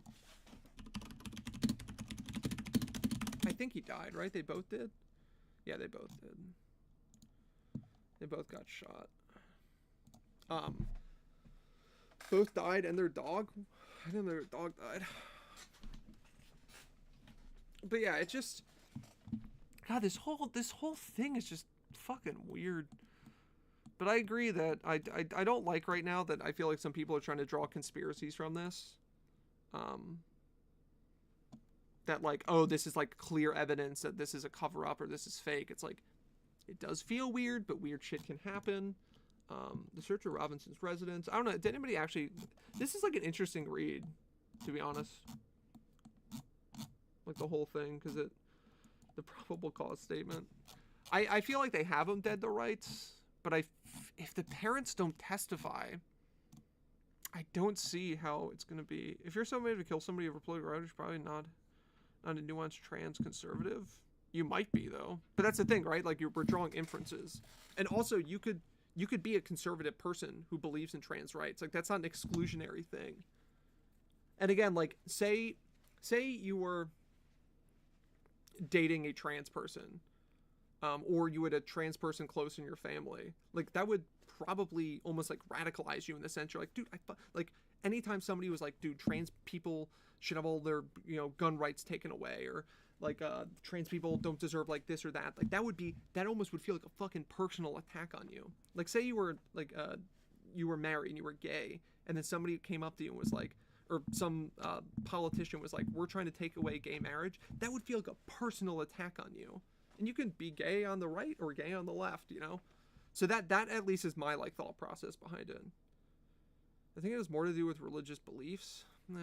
I think to be perfectly honest with you, Austin, I think the religious belief argument is just, like, it's boring in the sense that I kind of agree, but, like, people who hide behind their religion will only hide behind aspects of it. To believe that you could have that, but you're the type to go kill someone. No, but like, my only thing is like, people who kill like other people like this are fucking like kind of like something is just different in their head. You know? So again, I'm not saying that maybe he was like crazy radical, but he could literally just be like. But I also think the same goes for he could be, say, a traditional conservative who doesn't support MAGA, who is just so invested in this trans thing, especially because both of his parents, I think in this it claims that they're both pretty strong MAGA. So he probably doesn't have familial, what is that called? Like recognition or like support. So he could just feel so isolated. And then he sees somebody online who's a popular figure online, like espousing it. So he could like almost like direct all that anger there. Like, I mean, something also kind of has to be broken upstairs. Also, like, yeah, it's just like a top-down approach. If like you're like a marginalized community, and I use that word loosely because I feel like a lot of people just hide behind the word marginalized, and like you're getting shit on from the president of the United States down, it can be really fucking tough and like wearing on your mental. And like if somebody that you love is like affected by that, I could see that being like a radicalizing event. But again, I don't think you take like action in that sense against unless something's broken. Or I mean, or if the president like I think Trump is just actively like stoking the flames of political violence. Like when he can't disavow political violence on both sides, it's just like that. That's why this like Destiny, honestly, the Destiny video is kind of boring because it's been 20 minutes of the same thing being like, I, as a citizen, have no effect on the political temperature and what's going on in the country. Well, okay, maybe I have a small effect, but the largest effect is going to be from the president of the United States. And if he can't turn the temperature down, I'm not going to try to unilaterally do it. I've used this example 20 times before, but if you show up to a fist fight and you know the other guy's bringing a knife, if you just show up with fists, like, you can be a hero, but you're getting stabbed. Now, I don't think that means that we, like, Dems should turn up the political rhetoric and the thing of violence, but they should make a super clear distinction consistently, which I saw an interview with Hakeem Jeffries, which I think did a great job. Basically said political violence is super bad. Why isn't the president saying this? I think that's the messaging that should be going on from politicians right now. In Gaza, then the same thing. It just annoys me that Israel-Gaza gets brought up all the time in every single discussion. Like if you ever watch like Hassan, it's like every single discussion always wraps around to Israel-Gaza somehow. It's wild. It's literally, it's like the boogeyman. It's the boogeyman of politics is talking. If you're unequivocally like, it's all fine with 20,000 plus kids being killed, then I've got a problem with that too. But I do think you've got to try and maintain in all of these debates a modicum of humanity about people who are actually being killed. And what is terrifying about this motherfucker, the mindset of a lot of people on the woke left have seen since Charlie Kirk's death. Hate the term woke. It's the brazen glee that they're taking to his murder. I think the proper response to this should be point to me one sitting United States politician, Congress or Senate, who is doing this. Like, because again, like you can't point to Twitter, like random people on Twitter to represent the left when the other side can point to the president of the United States, the leader of the opposition party doing it. It's just not equivocal. It's just like, I feel like this is the same, it's been happening for 22 minutes and 15 seconds, the same conflation. First I was woke, then I was radicalized. My problem with the term woke is it just doesn't mean anything. It's like shit I don't like equals woke. It's like, I agree with some aspects. Again, I'm pretty anti-cancel culture. I think cancel culture is bad. I think doxing is fucking super bad, but so do all of these things that, like, people on the right said that they thought was bad. They're actively doing now.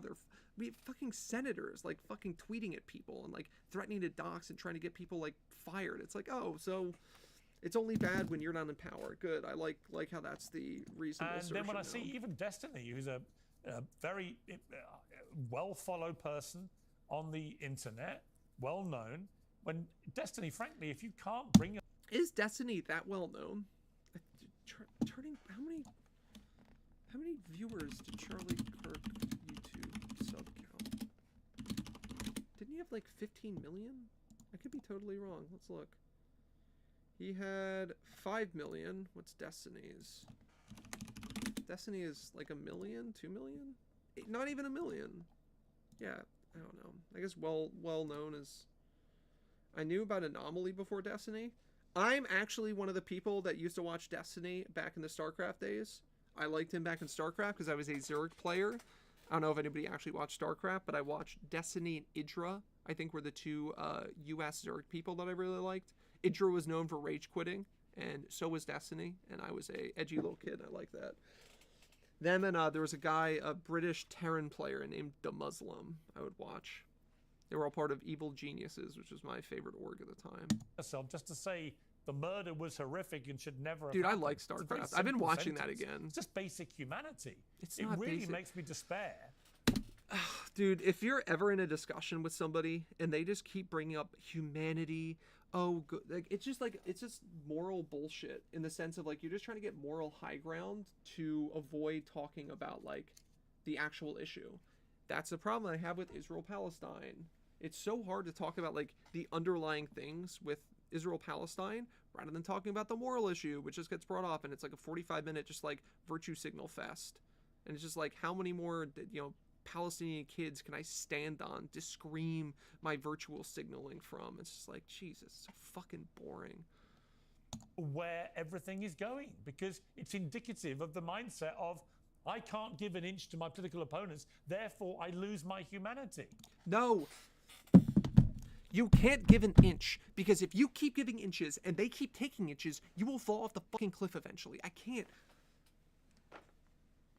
stand that. I can't stand this. Like, you have to always have the moral high ground while the other side doesn't. And if the other side is constantly fucking breaking rules and playing dirty, and you're standing there like, well, I was taught to be a good person and never break the rules, and you don't break the rules, you're gonna get fucked. You're done. You're playing Monopoly with somebody and they're stealing shit from the bank. You can be a virtuous rule follower all you want, but you're gonna end up broke and you're gonna end up losing. That doesn't mean that breaking the rules are good, but if the other side continuously does it, you have to. You have to play with the established rules going on. That's the established. If both sides don't agree to established rules, you have to lower your bar to match them. Like, legitimately, or else you will get fucked. Now, that doesn't mean you have to go lower. You should always be slightly higher. If they're at an 8, you should be at a 7, but you shouldn't be at a 2. Because if they're at an 8 and you're at a 2, you will be fucked.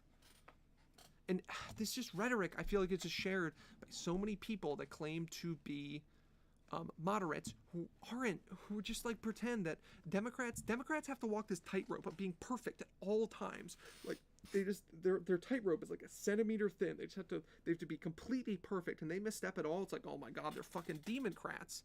And Republicans can literally piss and shit and roll around in the mud, and it's like they get the fucking trophy. What is that called? The participation medal. If Democrats don't come in first, it's like you're last. It's Ricky Bobby. If you ain't first, you're last. Republicans, though, here's the participation medal. You shit yourself so good this time. Here's your trophy. How can that be right? Because you can't give an inch to political opponents that won't recognize or acknowledge anything they've done is wrong. It's all it's done is us here. Destiny should hire so I can write a script for him. This is where we're at because of that exact mindset. Exactly. Will any of the conservatives here acknowledge the conservative that murdered Melissa Hortman and her husband and shot the other senator in Minnesota?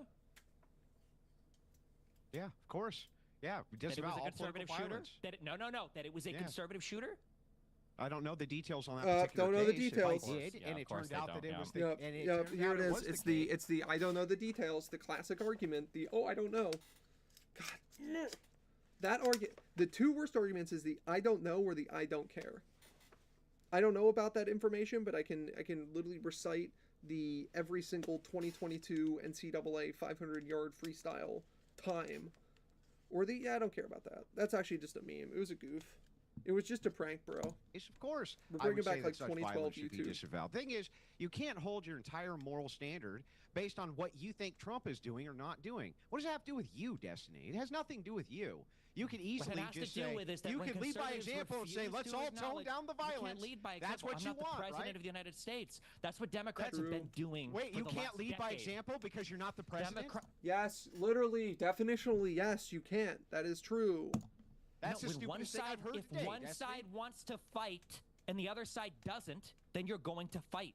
Nope. One side can't decide not to fight, but the other That side makes no decided to. sense. What does that have What to do you do mean with it makes? What does that make no sense? If you were at a bar and somebody goes, I'm going to fight you, and you're like, I'm going to take the moral ground and not fight, you're just going to get the shit kicked out of you. Like, you have to square up. No sense. If some guy comes up to you to fight, can easily and the just other say it side now, says, I don't Destiny. want to, you don't really have the choice there. Lead That's by how fighting example, works. then. Lead by example. Lead by example. Be bleeding out on the floor like, I'm so moral, as he's crushing Yeah, your well, skull. that's called dying. Yeah. Actually, Right I now, thought, you I do it thought, right I now. actually Do thought, Do it right I now. actually That's the thought, party of let me self-defense. jump in. Because you're actually happy Let me about jump it, in Destiny. here. Just be honest, you're happy I actually about it. felt that Anna hit the nail on the head here, which is she did not need to wait for Donald Trump to comment on this to make her own mind up about what had happened. That is intellectual honesty. She is a grifter. She's not intellectually honest. Right? Yes, it may have been somebody that she totally Anna's disagreed a with right-wing on many talking issues. head. Why, yeah, The no, of simple, course she can humane do thing this. to do with any event like this is to ask yourself, I can how do- guarantee that if it was a left-wing person that got shot, it would be like, well, we have to wait for more information to come out. And then if more information came out, it'd just be like, oh, that's old news. We're on the next thing. Sorry. I personally feel about Sorry. it. Not what does Donald Trump think about it, or what does Joe Biden think about it, or what does Timbuktu think about it. It's what Dude, okay, do to be fair, I Timbuktu, personally mad good feel opinions. about this. It didn't take me very long, Destiny, to understand that I felt repulsed by the execution of somebody in cold blood with his wife and 2 young children there watching. It's a See, I have a problem with bringing that up. Would it have made it better if they weren't there watching? Like, maybe for them it would have been much better, but like the act itself is still morally repugnant. It's not like this gradient of like, well, he shot him, but like at least he did it in a private bathroom. It's like, does that make it better? Like, no, this is what I'm talking about with like virtue signaling. It's like you say that to virtue signal, like, look how good I am. Oh my God, look how great I am. I'm the moral example. I am Jesus. I'm Jesus of Nazareth. Build statues in Brazil of me. human reaction. I don't need to know what Donald Trump thinks about it at all. Oh, he's fighting I don't demons. understand He's why fighting you demons need right to now. wait for him before your own I don't humanity need to wait kicks for in. anybody. No, you're not asking how we feel about it. You're asking what the public statements should be. And the public statements should be No, the I'm President not. of the United States. I'm not. Yes, you are. No, you're I'm asking not. me for a public statement I'm right asking, now. where You is know, your great. Dude, you're asking on a public show what your feelings are, which is by Humanity. definition. You Molly can't getting just murdered? say the Where murder is your was humanity, wrong. peers? You guys are playing into this exactly. I think you probably know it. I think Cornell was right about this. You know where your bread is buttered as well. You guys play into this. It's insane to me that the President of the United States can't say, hey, all of us need to be less violent. We all need to calm the down. That the President of the United States can't say this, but you will endlessly scour Twitter and YouTube for leftists to bring on and say, don't you guys disavow the violence? It's absolutely absurd to me. You know, Cornel West should have stayed in his seat. We were debating free speech, actually, and whether You're not debating free speech. It's not well, even let me an finish. equivalent Let me conversation finish, here. and whether the Insane. overuse of words like Hitler, Nazis, and fascists was actually empowering deranged young minds. No, literally no. Okay, you know what?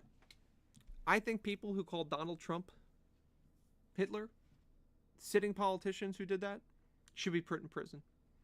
I'm brave, I'll say it. Vice President Pence, lock him up. Lock him up. Why would they bring any of that up? Like, it's just so like, okay, cool. I feel like this is the same reaction that would be like when the Epstein Files shit was like still in the news, which is, it was like Bill Clinton might be in the Epstein Files. Democrats, you should quiet down. It's like, cool, if he is, lock him up too. I don't give a fuck. Like, is that some kind of like? Or am I supposed to be scared of that? Like. is it supposed to be some kind of threat? Like, cool, build some more cells. Didn't we just build Alligator Alcatraz? Like, fucking, he's got a seat. If he was in there, which I don't think there is any evidence that he is. And now, I guess, according to the DOJ, the FBI's new statements, is that they released everything. There is no new information. Epstein was not a trafficker for other people, just for himself. So if anybody disagrees with that, you're going against the current FBI, which is Donald Trump's administration. Personally, I guess before this whole thing, I would have believed that, but they've just been so shady with everything, it just feels weird. But I mean, I think there's a current thing right now in, is it the Senate Judiciary Committee? One of the committees, I think, is trying to get like everything actually released. They were battling. Remember when Donald Trump sued a news organization saying that the birthday card didn't exist, and it turned out it did exist, and nobody fucking talked about it? It did exist. It was real, and he was just lying. Like, just literally lied. Pointed out to The Cornell president had a that he had lawsuit, used the phrase like a neo-fascist private about citizen Trump. lawsuit. That's when Cornell decided he couldn't that he take was part in the lying debate about. anymore. When he was reminded of something he had said, he didn't try and deny it. He just said, "I don't want to have this debate," and left. Piers, how long have you been in the United States, like following our politics? Over 20 years, I've lived and worked in America. Okay, if you've lived and worked in America, I grew up as a conservative listening to Rush Limbaugh and to Glenn Beck and to Billy Cunningham and to Sean Hannity. You're going to sit here and pretend like Democrats are the ones that started the name calling? I heard them call Obama and the Clinton socialists and communists. When did I say that? I heard them call... I'm just saying, why are we pretending that some people... I'm saying, why would Cornel West... Why would Cornel West walk out on a debate when we're literally talking about the importance of speech? Makes no sense to me. If speech is important, then the president should exercise it more cautiously. So should you. Republicans have been... You can't stop You've got millions of followers, and you think it's fine to show them you're mocking a widow. You cannot choose for your opponent not to fight you. Fine. If Republicans won't turn down the rhetoric... She wasn't grieving. I feel like we already established that yesterday, that she was weaponizing her grief for political gain. That is absolutely morally abhorrent. A bad thing. Should be mocked. Should be memed on. Need more memes. .jpg. You should not be able to do that. Well, you should be able to do that, but it's probably morally bad. Then who cares? Donald Trump shouldn't have used the rhetoric that led her to being killed. 2 days before she dies, Donald Trump's mocked a grieving widow? This is all, it's just virtue signaling. I feel like this entire, the rest of this video is just going to be the exact same shit, isn't it? It's just going to be the exact same arguments over and over again with nobody actually answering any of these questions, while basically saying you're not answering us. And it's like, well, I feel like it's been explained 20 different times that you can't stop a fight on one side, which has been said like 10 times over the past 2 minutes. Yeah. Oh my god. Should we just finish reading this? Where were we? We were like halfway through these texts, right? How long have you been playing this? A bit over a week, I believe. I can get close to it, but there was a squad car parked right by it. I think they've already swept the stop, but I don't want to chance it. Like, I'm wishing I had circled back and grabbed it as soon as I got to my vehicle. ... I'm worried what my old man would do if I didn't bring back Grandpa's rifle. ... I'd DK if I DEK, so I'd IDK if I had a serial number, but it wouldn't trace to me. But I mean, he knew it would, because if it did, it would trace to his grandfather's. Like, I gave it to my grandson. I worry about Prince. I had to leave it in a bush where I changed outfits. Didn't have the ability or time to bring it with me. I might have to abandon it and hope they don't find Prince. How the fuck will I explain losing it to my old man? One thing I left is rifle wrapped in a towel. Remember, I was engraving bullets. The fucking messages are mostly big meme. If I notice on Fox News, might have a stroke. I'm gonna have to leave it. That really fucking sucks. It's like this is also super weird. Like, basically the stream of consciousness to like realize like exactly, like, you're literally I feel like you're like typing out your thoughts. Also, like, to bring this up too. Like, to basically be like, oh yeah, remember that random time I was engraving bullets? Like, that was actually a giant fucking meme. Like, why would you reference that? And like, then basically thoroughly explain that it was a giant meme. That sucks. Judging from today, I'd say Grandpa's gun. This is fine. That was a 2K scope. Crying face. Like, why would you care? Why would you care about a $2,000 scope? You're literally getting, like, you're facing the death penalty, and you're like, oh, that scope was $2,000. Delete this exchange. And then continuing to type, my dad wants photos of the rifle. He says Grandpa wants to know who has what. The feds released a photo of the rifle and it's very unique. He's calling me right now. Not answering. since Trump got in office, my dad has been, since Trump got in office, has been diehard MAGA. So I guess that's his name. Why would you drop his name? Especially when he's been calling him Pops, right? My old man. Because that's what the brackets mean, right? Is that they redacted the guy's name? That's the fucking most bizarre thing here. If I was ever texting somebody, I would never refer to my dad by his name. Especially when he's been consistently calling him his old man this entire time. It's so odd. I'm gonna turn myself in willingly. One of the neighbors here is a deputy for the sheriff. Which, I mean, this isn't true, as he, according to his parents, he called them and threatened to kill himself, and his parents convinced him to come back home and turn himself in. Papa? Maybe? You're all I worry about, love. I'm much more worried about you. Don't talk to the media, please. Don't take any interviews or make any comments. If any, please ask you questions. Ask for a lawyer and stay silent. God.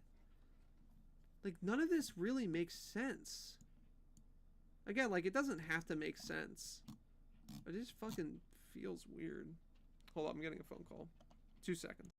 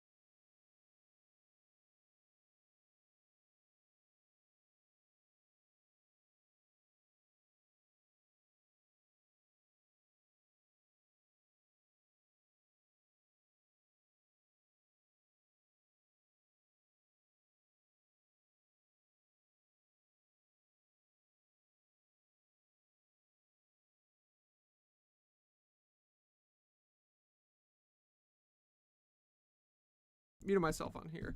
I hate talking on the phone. Holy shit.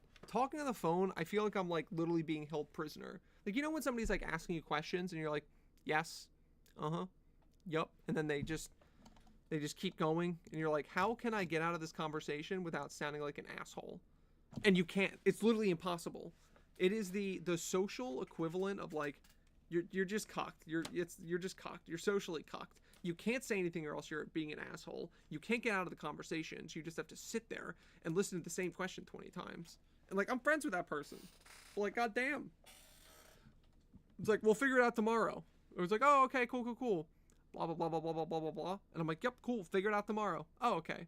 Blah, blah, blah. And I'm just like, what is happening here? There was another weird thing. Where was it? This.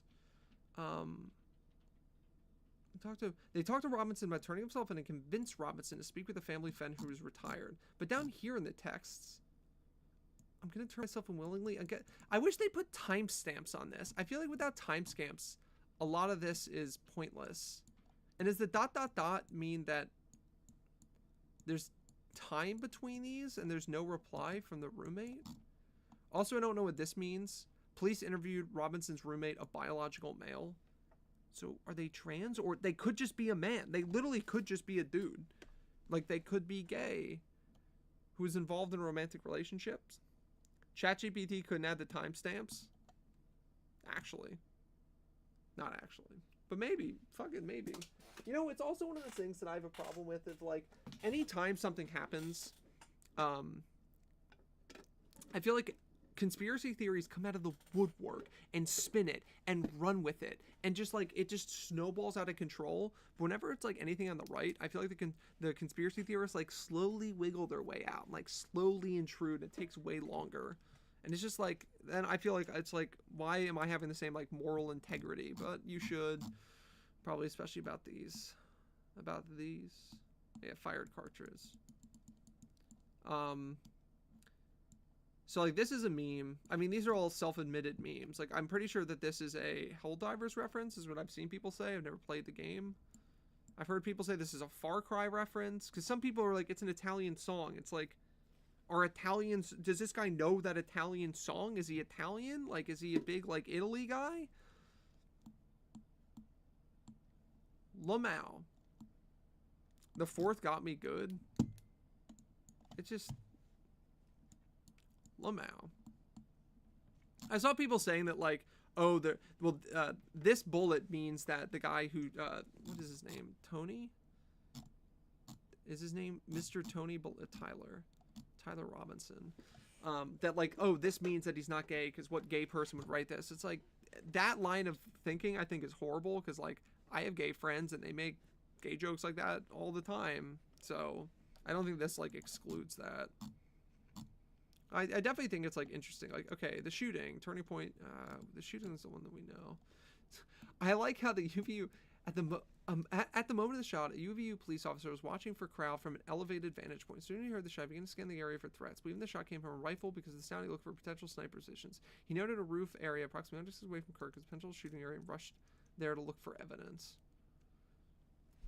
Was watching the ground from an elevated vantage point. Again, like, I wish there was, like, a map or something here. Because, like, was he also in a building and saw, like, how long would it take him to run there? Suspected shooting position is adjacent to an openly publicly accessible walkway. To access this suspected location, a person would climb over a railing and then drop to the roof only slightly below. Go to the railing, drop to the roof. He then walked the suspected student, converted a clear shooting corridor between the position of Mr. Seed. He also noticed markings in the gravel rooftop with the sniper. Having landed on the rooftop, position of the gravel potentially left by the elbows, knees, feet of a person in a prone shooting position. Police reviewed surveillance from the cameras covering the roof and discovered that initially recorded an individual dressed in dark clothing crossed the railing for the public driveway and dropped from the roof approximately 12:15. Although the individual moved out of the camera's view for a short time, the camera again captured the individual running across the roof and then low crawling to the area. The UVU officer recognized the sign of a shot and approved drone. After a short time, which matched the known time of the shot, the individual rose and ran from across the roof to the northeast. Okay, so they basically have on a camera that this is where it was shot. Discovery led to an intense review of UVU surveillance records to attempt to track and identify the suspect. Surveillance revealed the following. Approximately 11:51, So about 20 minutes beforehand, the suspect entered campus from the north. He's seen wearing a black shirt with an American flag, in its center a dark baseball cap and large sunglasses. Throughout the surveillance, the suspect kept his head down and rarely raises his head enough to get a clear image of his face. As he proceeds across the campus, he's seen walking with an unusual gait. They explain the unusual gait is because he's hiding his... Oh yeah, they say it right here. The suspect walks with very little bending in his right leg, consistent with a rifle being hidden in the pants. I don't like the phrasing of that. Consistent with a rifle? How consistent is that? I don't know, but like, is that like a known thing that if you keep a rifle in your pants, you walk with like that little bending in the right leg? Like, I could understand it, but just it's phrased weird.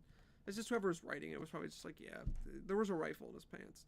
This usually gate continues the suspect is seen crossing the railing from the open roof onto the roof where he leaves the camera's view. A camera later captures the suspect as he runs across the roof to the suspected shooting position. Immediately after the first shot was fired, a camera captures the suspect running across the roof carrying an item whose shape is consistent with the rifle. The suspect is then seen climbing down from the roof. He appears to drop the item he was carrying as he hits the ground in a controlled fall. He then picks the item and runs toward the northeast end of campus. They follow the suspect's escape path to the northeast end of the campus, where they believe the suspect left the campus and entered a wooded area. In that wooded area, investigators found a bolt-action rifle wrapped in a towel. The rifle contained 1 spent round and 3 unspent rounds. This is consistent with the fact officers observed at the time of and immediately after the shooting no shell casings found on the roof, suggesting a bolt-action rather than an auto-loading weapon, and only a single round was fired. That's the shit on the thing. Rifle ammo rounds and towel were sent for forensic processing. DNA consistent with Robinson was found on the trigger, other parts of the rifle, the fired cartridge casing, 2 of the 3. Oh wow, so his DNA was basically found all over the rifle. I didn't know that. I thought it was just on the towel. Maybe when I read it the first time, I just kind of was like glancing and just read towel. Law enforcement was unable to immediately locate the shooters. They published photos of the shooter from the UVU surveillance cameras and asked for the public's help to identify. Meanwhile, law enforcement continued to try to identify the shooter through other means.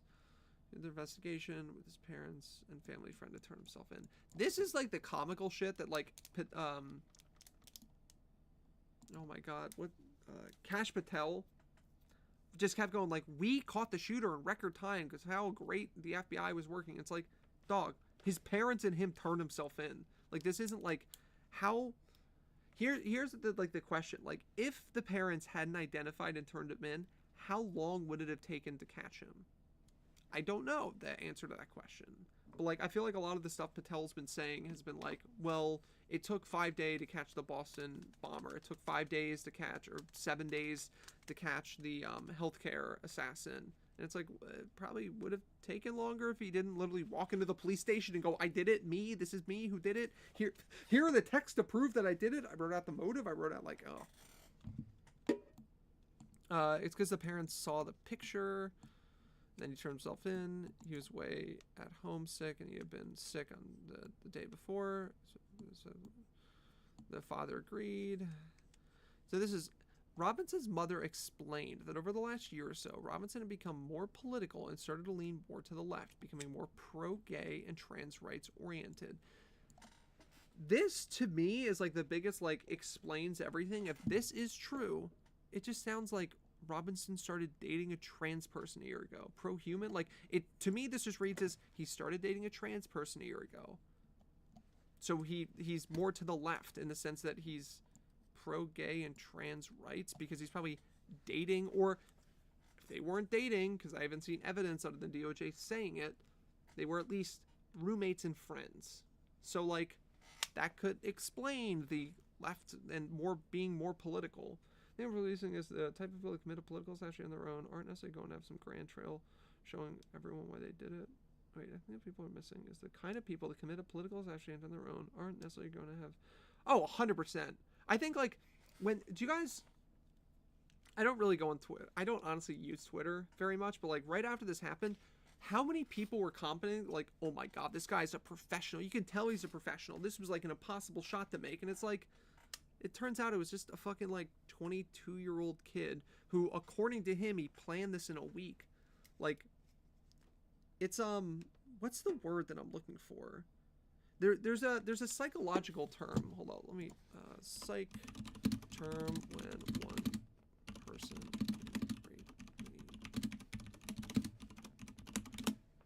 what's the word? Dissociative identity disorder is not at all what I'm looking for.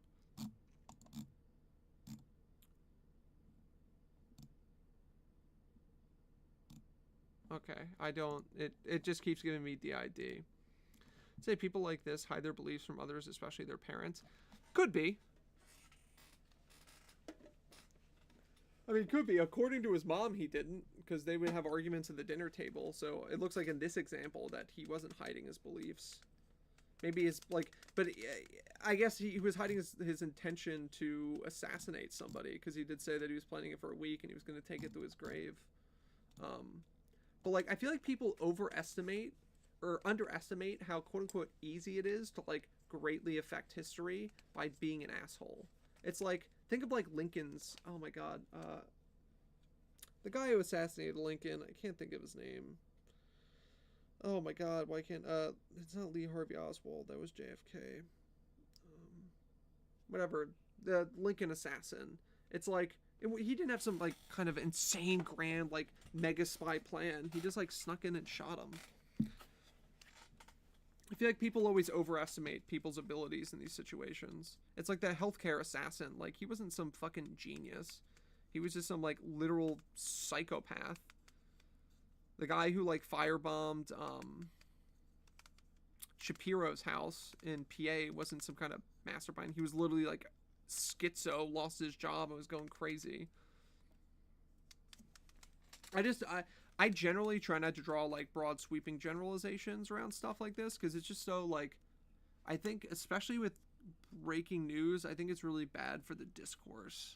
Granted, the active news is always encouraged. I mean, anyone can get got today. Literally, like, yeah, it's kind of, and that's kind of like the weird, like, scary thing with all this. That, yeah, anybody, like, this could happen to anybody. Like, you saw with even fucking a president, like, I mean, he was a ex-president running, you know, with Trump with the shooter. But, like, it's kind of crazy. But yeah, it's just, I think the current media is encouraged to spread breaking news bullshit as far, think about, I always feel like I pivot into weird examples when I say think about. I should do that less. But current media, whether it be alternative media, or mainstream media, is encouraged to say crazy shit about breaking news and then, like, a day or two later walk it back, because you get the credit at the time of saying some crazy shit. Say, because remember when everyone was saying that the bullets had, like, pro-trans messaging on them? Everyone was getting clicks and views and all the money and you know, views and attention from saying that, which turned out to be false. And then you can either A, just pretend like, oh, it's breaking news, I was just saying what I had heard, or B, a few days later be like, hey, I was wrong, I shouldn't do that, which then also gets you, like, positive coverage. So it's just bad. In real life examples, you can look at Israel, you know how I was just ranting about Israel Palestine always comes up? It always does. Al-Shifa Hospital, remember that the hospital was bombed by Israel. That's what, I think the BBC reported it. It poisoned the well. People still repeat that shit today, when it turned out, I think the last time I read, it was like a failed rocket by Islamic Jihad that landed in the parking lot of the hospital. So it's like, but because that lie got spread, now people believe it, and it's really hard to, like, unentrench a lie. It's like, say there's, like, a wall of mud and, like, you slap a diamond into it. After a day, that wall hardens. It's easy as shit to slap the diamond into it. Now you have to fucking meticulously, like, carve it out of the wall. That's how I feel like breaking news is. And, like, I would still consider this, like, breaking, because we kind of learn new stuff as it goes on. We'll learn new stuff too when the trial comes. But if you watch the report of the Attorney General for Ohio, I think Utah County Attorney, forget what the guy's, I think it was Gray, basically said, he's like, we're not really going to be talking too much about this because it's a legal case, and we're not going to, you know, talk about legal shit because that could undermine us. Like, imagine it turns out, say there's a world where during the trial, this guy gets off because some dumb shit that Kash Patel had said during this investigation, because he was being so transparent. It's like, well, that's why a lot of this legal stuff has to be a certain way, because if not, you can basically undermine your future case. I think a lot of people know about this from like predator catchers online, that like sometimes like, oh, we're like catching pedos, but it's like, well, you could actually be hurting like actual real world repercussions coming to them. But on the same token, those, yeah, so I'm not saying that they're all bad. Police interviewed Robinson's roommate, a biological male. Like, is this important? This is another weird, like, why is this important to put? I don't know. This just feels weird. I guess this relates back to the mom saying pro-gay and trans-oriented, who is involved in a romantic relationship with Robinson. The roommate told police that the roommate received messages. Also, maybe it's just me, but I think there's a complete difference between a biological man, you know, trans woman, pre and post surgery, right? Like, I think that's a huge difference. Especially when I feel like they're trying to make, like, this feels like they're trying to draw the conclusion that, like, Robinson was gay. And, like, this was his partner. But, I mean, that could just be me. Maybe I'm crazy. And then, yeah. Witness tampering pertains to Robinson was to delete their text exchange that following the shooting. Is that witness tampering? I guess that is witness tampering. I never understand why. I guess you always like cast a wide net with everything you think you can get, because like say something happens with like the murder, it's like at least we can get them on like witness tampering.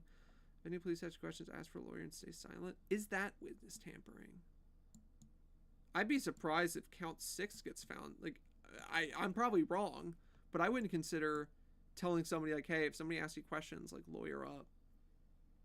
Maybe it's because they say stay silent. Like, this is just, honestly, this is just good advice. If police ever ask you questions, you should probably not answer unless you have a lawyer. Everyone opens his mouth. He sounds like a middle schooler. Derives all his opinions from comment section. I don't think I've ever heard an original opinion. Dude, he's just like, it's kind of what I was saying during, like, the video. It's just so boring, man. There's just so many examples of, like, Piers Morgan. A lot of these, like, right-wing, like, Ben Shapiro. So many of their opinions are just so fucking boring. It's just like they're regurgitating the exact same shit you see on Twitter in the comments section. But I mean, like, Piers Morgan is incentivized to never have an original opinion because his thing is like a blood sport. He basically has like his show is about people getting on and screaming and yelling at each other. Like that's like the whole, like that's how he's incentivized to have that and to have these milquetoast opinions. What is that called? Audience capture? I think that's the terminology for it. That like, say Ben Shapiro woke up tomorrow and he's like, holy shit, I actually hate a policy that Trump just had. But if he came out and said it on his platform, he could get huge backlash from his own audience because he's cultivated an audience that would not support that. So it's like this like audience capture thing for Piers Morgan. If he came out with like a really nuanced opinion and like had really civil discussions with people, he wouldn't get views. We're gonna let others speak. Oh, I can't stand the fact that he is basically involved in the debates. Like on the Destiny debate, he was legitimately just sitting there like actively involved in the debate. It was a 4-on-1. He should be a moderator. Like if it's his show, he's like, I brought these two people on to argue. I might interject here and there with an opinion or ask a question, but like for the most part, a moderator should be like passive and in the background.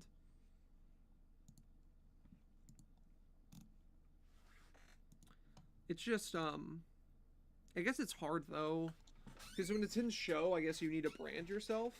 But like if you look at like other like online like moderation people, because like if you watch like any like YouTube debates or Twitch debates, it's really hard to find a good moderator because you need somebody who's in like is balanced. It doesn't, you don't need to be like not on one side or the other, just be fair. Like if say I was debating somebody on political rhetoric across, you know, Republicans versus Democrats, and there was a moderator who agreed with my opponent, I think that can be fine as long as it doesn't turn on into a 2-on-1 debate. Moderation in debates is hard too, because I think One of the things I was talking about yesterday, because somebody asked the question of like, I don't like all the yelling, and I'm like, I feel like yelling in a debate can be good because it takes. I love just randomly drawing. I hope this. Do you guys like me bringing up paint? I hope so. Like, say somebody has like, you have 5 minutes to speak, no interrupting, and the person goes A, B, C, and then the other person has 5 minutes. They go D. This is what I believe. I believe D, E, F. Okay, you have 5 minutes to respond. This response is basically just being like, D is a lie and blah blah blah blah blah blah blah, and he's just just spouting off random bullshit and lies. And then you're like, okay, you're not allowed to interrupt. You have 5 minutes to respond. You're not going to remember every single bullshit thing that they just said. So it's like, it's really hard to then answer and respond to everything just said over here within your 5 minutes while laying out why it's wrong, while laying out kind of like what you have right. So I don't think just yelling and screaming over each other is beneficial. But you need the back and forth of like, I say something that's like, no, like that's bullshit. And this is why I think it's bullshit. Oh, blah, blah. Like it has to be a little bit more back and forth. I think Destiny's a huge hypocrite. In some cases, I would agree with that. I think my problem with Destiny as far as hypocrisy is he'll bounce back and forth between like whether optics is good or not. Because in sometimes he's like, no, like you need to be meaner. We need to have like more like confrontational debates. But then he'll go and have like just have a bunch of civil ones and have a, so like the optics back and forth is annoying. I kind of get his view a little bit of like, you're not gonna say you go on Piers Morgan and Piers says something and you fucking jump down his throat. You open his mouth up. No, that's his nose. That's his hair. And you open his mouth up and you just fucking take a shit in it, just right in there. You're not going to get invited back on. You need to be combative, but you have to almost like balance that fine line. Why do you think he's a hypocrite, by the way, Caleb? I can't say I'm a Destiny expert. But yeah, it's like the fine line, especially when you're invited onto a show, of like, you need to not be too confrontational that you're just going to get booted out or not invited the next time, but you need to be confrontational enough that just they're not getting away with it. I saw a debate that Destiny had with Candace Owens, and it felt so fucking cringe. Because it was like, he was just letting her just spout random bullshit, and he called her on a bunch of stuff, but like, it just felt like, dude, be more confrontational. Fucking yell at her. She's literally like, just like, God, a cancer on political discourse. Sag. Guys, I need to get these Pokemon cards suited soon. That's a good drawing, by the way. It's a butt. It's a guy's body. Like, this guy's built fucking different. This is how my body looks, by the way. This is a drawing of me. This is my head up here. My little stump head. My flowing locks. Jesus, I need to start an OnlyFans with these kind of drawings. Yeah, it's just I'm hard. I'm always hard, especially when I draw these pictures. Go 0 to midnight. I just think it's a really interesting it's just a really interesting situation, especially with I'm really interested to see what comes of the Jimmy Kimmel stuff. Because him getting, like, canceled with the pressure from, like, the reigning power is, like, just fucking kind of scary. Because it's like, okay, like, is it going to follow suit that, like, anybody who outwardly comes out is going to be, like, preemptively, pressured into canceling? And then is it going to be, like, this weird in-group, out-group of, like, places that don't, places that do? I'm really interested to see what South Park does. I think South Park I don't think they've been, like, super like edgy in a long time. They have plenty of fucking ammo to be edgy. Although Comedy Central took down one of their episodes. I haven't watched like any of this season, so I don't know why. Or I watched like clips and I'm just like, okay. Yeah, it's going to be an interesting thing with the FCC. I think the Fed chair, not many people know or care. I think most people don't know what the fuck the Federal Reserve does. The Federal Reserve has a dual mandate. Their dual mandate is to keep unemployment at or around 5% and to keep inflation at or around 2%. It's a dual mandate. You want inflation to be here, you want unemployment to be here. If inflation rises, you need to increase the Federal Reserve rate, because that will have a deflationary effect. Vice versa, if it's really far down, maybe you decrease it to have an inflationary effect to try to keep that up.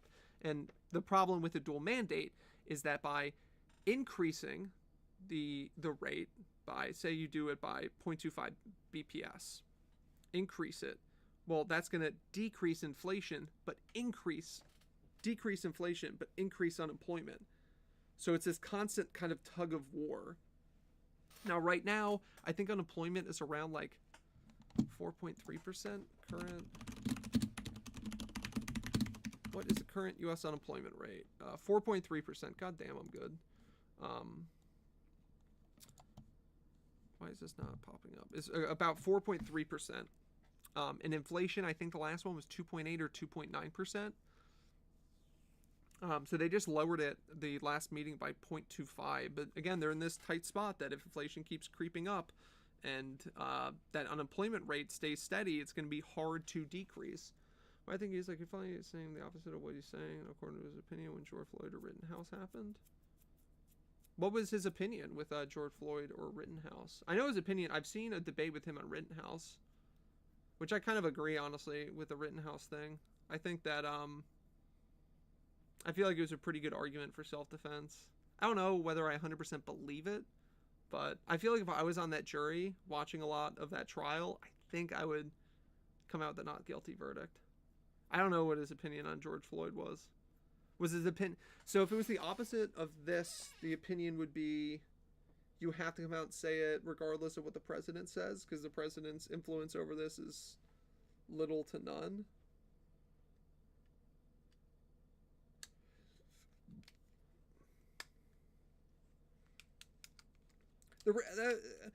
I would love to deep dive into the Rittenhouse thing, but I feel like nobody gives a shit about that anymore.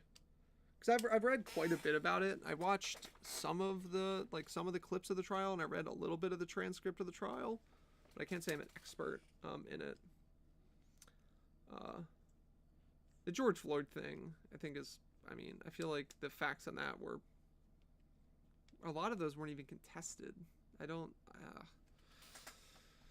even understand where a lot of that like fucking reeing and argumentation. It literally the argumentation of the George Floyd thing came from people who wanted it to, who just wanted to excuse the behavior of the cops at the time and blame a million other factors when not trust the coroner's report or anything. Just weird, but YOLO, I guess, right? Who cares about evidence? Just I saw it on Facebook. The classic, when you say something, they go, no. I read on Facebook that was wrong.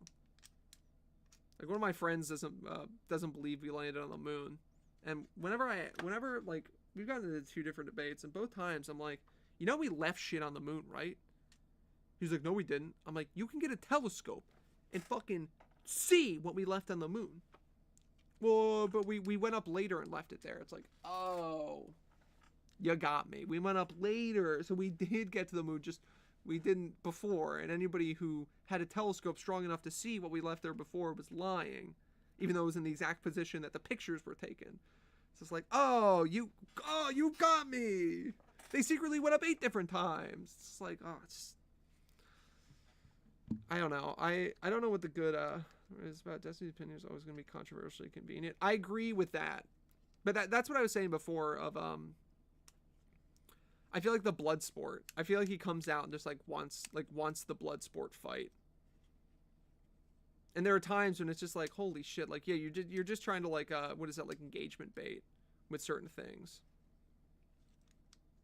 Is that like the term, engagement bait? When like, yeah, you post something like really divisive just to try to get engagement and like draw up stuff.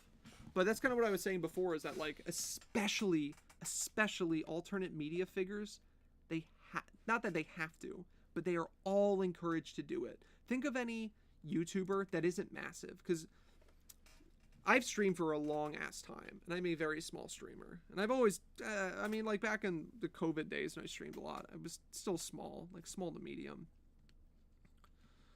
Small to medium small. I don't want to float my own boat. That you're encouraged to engagement bait, you're encouraged to raid other people, you're encouraged to do all these things. So it's all about just growing. But once you hit like an inflection point where your audience is big enough, you really can do, like, you don't need to do those things anymore. It's like, what is it called? It's like the multi-level thing that, like, once you hit like this peak, like, you have your audience, and a lot of your audience isn't going anywhere unless your audience captured. If you've developed an audience that is completely captured to an ideology, you can't. It's hard to break away from that ideology without like resetting to the level before. You know, grift. I think there's a difference between grifting and engagement baiting, in the sense of if it goes against your stated beliefs. Like, say I had a stated belief that was only children collect Pokemon cards, and I'm always saying that shit, and then I come out and I'm like, actually collecting Pokemon cards is fucking sick, sponsored by Pokemon. It's like, that's a grift, you know. You're betraying your true beliefs for a financial incentive. But like, as a streamer or a YouTuber, and like doing those in like engagement baits, or kind of like playing that game to try to like kind of continue on that curve, it's not grifting, but it's still bad. I don't even know what to call it. Maybe grifting is the right word to call it. But it just feels weird. That's one of the reasons that it's hard that I always struggle to grow, because I fucking hate it. Like, I was talking to one of my friends who's real smart with this shit, and he was always like, you need to involve other communities. You know, go into another community, raid them, host somebody else, try to like combine. It's just hard, because I'm not gonna fucking ever raid somebody, host somebody, send my audience, the people that come here somewhere else, unless I truly like that person. And it's hard. It's really fucking hard to find. Most 95% of people who are small and stream either A, suck shit at streaming, B, have dog shit equipment, C, all of the above, D, have an inconsistent schedule. Those are like the four big ones. I'm gonna go grift in the night, dude. Can you grift me, please? Send me grifting pictures. Night, Ost. But yeah, I think like those are the four big ones for smaller streamers. I fall into, I'm a dog shit streamer, and I have an inconsistent schedule. I'm trying to fix the inconsistent schedule. I'll never fix me being a dog shit streamer. I'm trying to fix the inconsistent schedule. And the reason inconsistency is bad is because you need to develop an audience that is like, knows when you're streaming. If I have an hour free every day at lunch, I try to find somebody who generally streams during that hour, so I know I have something to look forward to, or somebody to watch during that hour. But if you're just randomly streaming, random times, random weeks, like, you're not. It's hard to get that audience. It's also, luck is a huge part of anything in life. Don't let anybody ever tell you that luck isn't critical in most aspects of life. Think about a job. Say you apply for a job and you get the job. It's like, well, your hard work, your resume, your interview skills, those all play into it. But luck also did, because you needed to apply at the right time to get your resume at the right person's desk. Like, I help with the interviewing process for interns and co-ops at the company I work for. I can guarantee you that depending on how the resumes are sent to me, influence, like, it just happens to influence, because I'll start going, like, I'll have 30 resumes to look at, and after the first 15, I'm kind of like glazed over. I'm looking for specific things, you know, I'm not reading them as strong, which it sucks, but it's just the reality of the situation. I try to stop, because I'll like only do in batches of 5, but if you're one of the first ones, and that's just luck of who's sent. Same with streaming. You got to make that first break, and the first break will randomly happen, and you just have to be streaming while it's gonna happen. So I guess that's my rant on grifting and streaming. Which I guess that's why I don't consider some of the stuff grifting, because I'm like, I can just like understand it more. It's like when you know, when everyone takes like Raid Shadow Legends sponsorships, I don't think it's grifting. Maybe, I guess maybe definitely she is, definitionally, but like, I understand it. Some people, like, this is their job, and like if they don't get paid, they're fucked. Like, personally, I get no money from this. I just do it because I enjoy it. and because I kind of want to make an impact in the political sphere and movement. Maybe that's a little like narcissistic of me to think that my opinion is somehow unique or can be impactful, but hey, little narcissism goes a long way. I think I'm gonna call it there. I will be back. I will not be back tomorrow, Saturday, maybe Sunday night. I am going away this weekend, but I'm hoping to be back Sunday night.